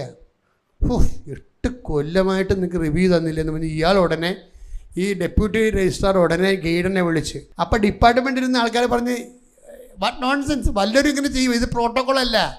നമ്മൾ യൂണിവേഴ്സിറ്റി ഡിപ്പാർട്ട്മെൻറ്റിൽ നിന്ന് ആരും ഗൈഡിനെ വിളിക്കാറില്ല. അപ്പോൾ ഡെപ്യൂട്ടി രജിസ്ട്രാർ പറഞ്ഞു, നിങ്ങളുടെ പാട് ഇതൊക്കെ പറഞ്ഞു. ഡെപ്യൂട്ടി രജിസ്ട്രാർ നേരെ ഗൈഡിനെ വിളിച്ച്, നിങ്ങൾ എന്നാത്തിന് അവിടെ ഇരിക്കുകയാണെന്ന് ചോദിച്ചു. നിങ്ങൾ എന്നാത്തിന് അവിടെ ഇരിക്കുകയാണ്? 8 കൊല്ലമായി ജന്മം പാഴാകുകയാണ്, മര്യാദയ്ക്ക് ഇയാളെ ചോദിച്ച് ഞാൻ പറഞ്ഞു. അപ്പം തന്നെ അയ്യോ മാടാന്നൊക്കെ പറഞ്ഞ് നമ്മൾ എഴുന്നേറ്റ് പട്ടാങ്ങിയൊക്കെ പറഞ്ഞ്. പിന്നീട് പക്ഷേ ഇവൾ ചെല്ലുമ്പോൾ അയാൾ സ്വഭാവം കാണിക്കും. അവരോട് ഇയാൾ പൂച്ച പോലെ നിൽക്കുമോ? എന്നാലും ഒരു കണക്കിന്. പക്ഷേ മറ്റൊരു തലക്കി പിടിച്ചിരിക്കുന്ന കാരണം ഇയാളെല്ലാം ചെയ്ത് കൊടുക്കുകയാണ്. എല്ലാമൊക്കെ സെറ്റ് ചെയ്ത് കൊടുത്ത് റിവ്യൂ കൊടുത്തു, അതുപോലെ പ്രിൻ്റ് ചെയ്ത് കൊടുത്തു, 8 കോപ്പിയാക്കി എടുത്ത് എല്ലാം എടുത്തിട്ട് അയാളൊക്കെ ഒപ്പിട്ടൊക്കെ വെച്ചിരിക്കുകയാണ്. ഒപ്പിട്ട് ഞാൻ പറഞ്ഞു, എനിക്ക് കുഴപ്പമൊന്നുമില്ല, ഞാൻ ഒപ്പിട്ടിട്ടുണ്ടെന്ന്. പക്ഷേ എനിക്ക് തോന്നുന്നത് ഡിപ്പാർട്ട്മെൻറ്റിൽ വീണ്ടും പ്രശ്നം ഉണ്ടാകുമെന്നാണ് തോന്നുന്നത്. ഇവരൊന്നും മിണ്ടാൻ പോയില്ല. പഴയ സ്വഭാവത്തിലാണെങ്കിൽ ഉണ്ടാകണമെന്ന് പറയും. അപ്പോൾ ഇപ്പോൾ പറയത്തില്ല. ഇപ്പോൾ എന്താണ്, മെറ്റീരിയൽ മാറി ഡീമെറ്റലൈസ് ചെയ്തിരിക്കുകയാണ്. എന്താ ക്ഷമയാ, അല്ല അവിടെ അമ്മ ഉണ്ടാകുമെന്നാണ് ഇവക്കറിയാം. അവിടെ അമ്മ ഉണ്ടാവും. ഇനി അതൊന്നും പറഞ്ഞില്ല ഇയാളോട്. ക്ഷമയോടെ പോന്ന് എല്ലാം ഒപ്പിട്ട് വാങ്ങിച്ചതിന് കൊടുത്ത് ഇവിടെ കൊണ്ടുവന്ന് പെട്ടെന്നാണ് 3-ാം ദിവസം, 1 കൊല്ലം വേണം പ്രസൻറ്റേഷൻ പ്രോസസ്സ്. 3-ാം ദിവസം പ്രസൻറ്റേഷൻ പ്രോസസ്സായപ്പോൾ രാത്രി ഞാൻ പ്രത്യക്ഷപ്പെട്ടെന്ന്. കൊള്ളാം, പരിപാടിയായി. അമ്മ എന്തും ചെയ്യും. അമ്മ ജോസഫ് അച്ഛൻ പറഞ്ഞിട്ട് വന്നു, 25-ാം തീയതി എല്ലാം തീരുകയാണ് കേട്ടാന്ന് പറഞ്ഞു. 25-ാം തീയതി. അപ്പോൾ അവൾ ഫെബ്രുവരി 25 തീർന്നില്ല. അതായത് നമ്മൾക്കൊരു ആശങ്ക ഉണ്ടെങ്കിൽ അമ്മ ഉടനെ നോട്ട് തരും, പ്രസൻസാണ് അമ്മ പറയും. പക്ഷെ മാർച്ച് 25-ാം തീയതി എന്ന് പറഞ്ഞപ്പോൾ കറക്റ്റ് പറഞ്ഞ ഡേറ്റിന് ഇവർക്ക് ഡോക്ടറേറ്റായി. അപ്പോൾ എന്താണ് ഈ അമ്മ ഇങ്ങനെ കൂടെ നടക്കുക മാത്രമല്ല, അമ്മ എന്താണ് ചെയ്തതെന്ന് നമുക്ക് ഇൻറ്റിമേഷൻ തരും.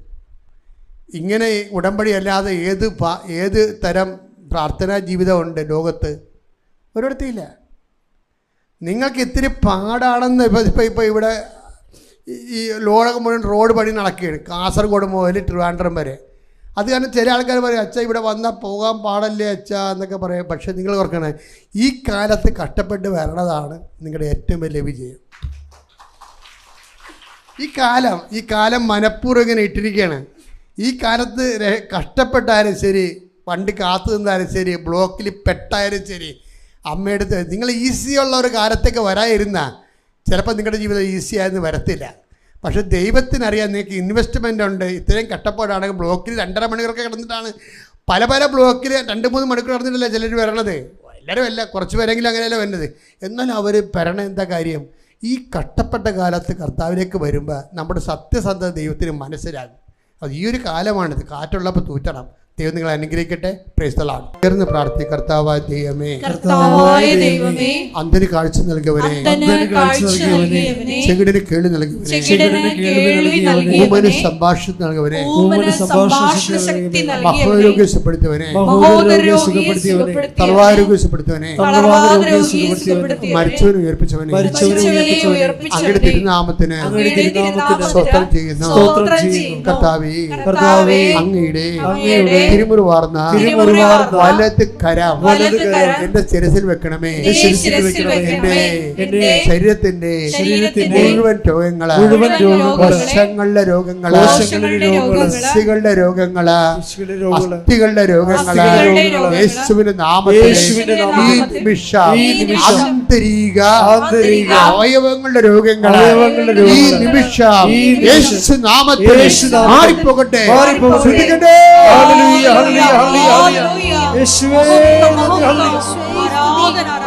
ജോലിയില്ലാത്തവരെ, വിസ റിന്യൂ ചെയ്ത് കിട്ടാത്തവരെ,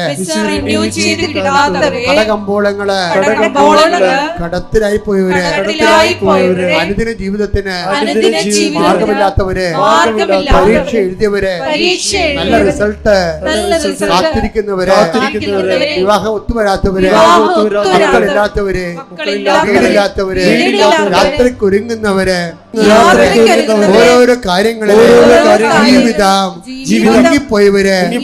കേസ് അകപ്പെട്ടവര്, കുടുംബം തകർന്നവര്, കുടുംബത്തിലെ പല ഭർത്താക്കന്മാര് പിരിഞ്ഞു താമസിക്കുന്നവര്, മക്കളില്ലാത്തവര്, യേശുവിന്റെ നാമത്തിൽ ജീവിത ദുരിതങ്ങള്, ജീവിത തടസ്സങ്ങള് യേശുവിന്റെ നാമത്തിൽ മാറിപ്പോകട്ടെ.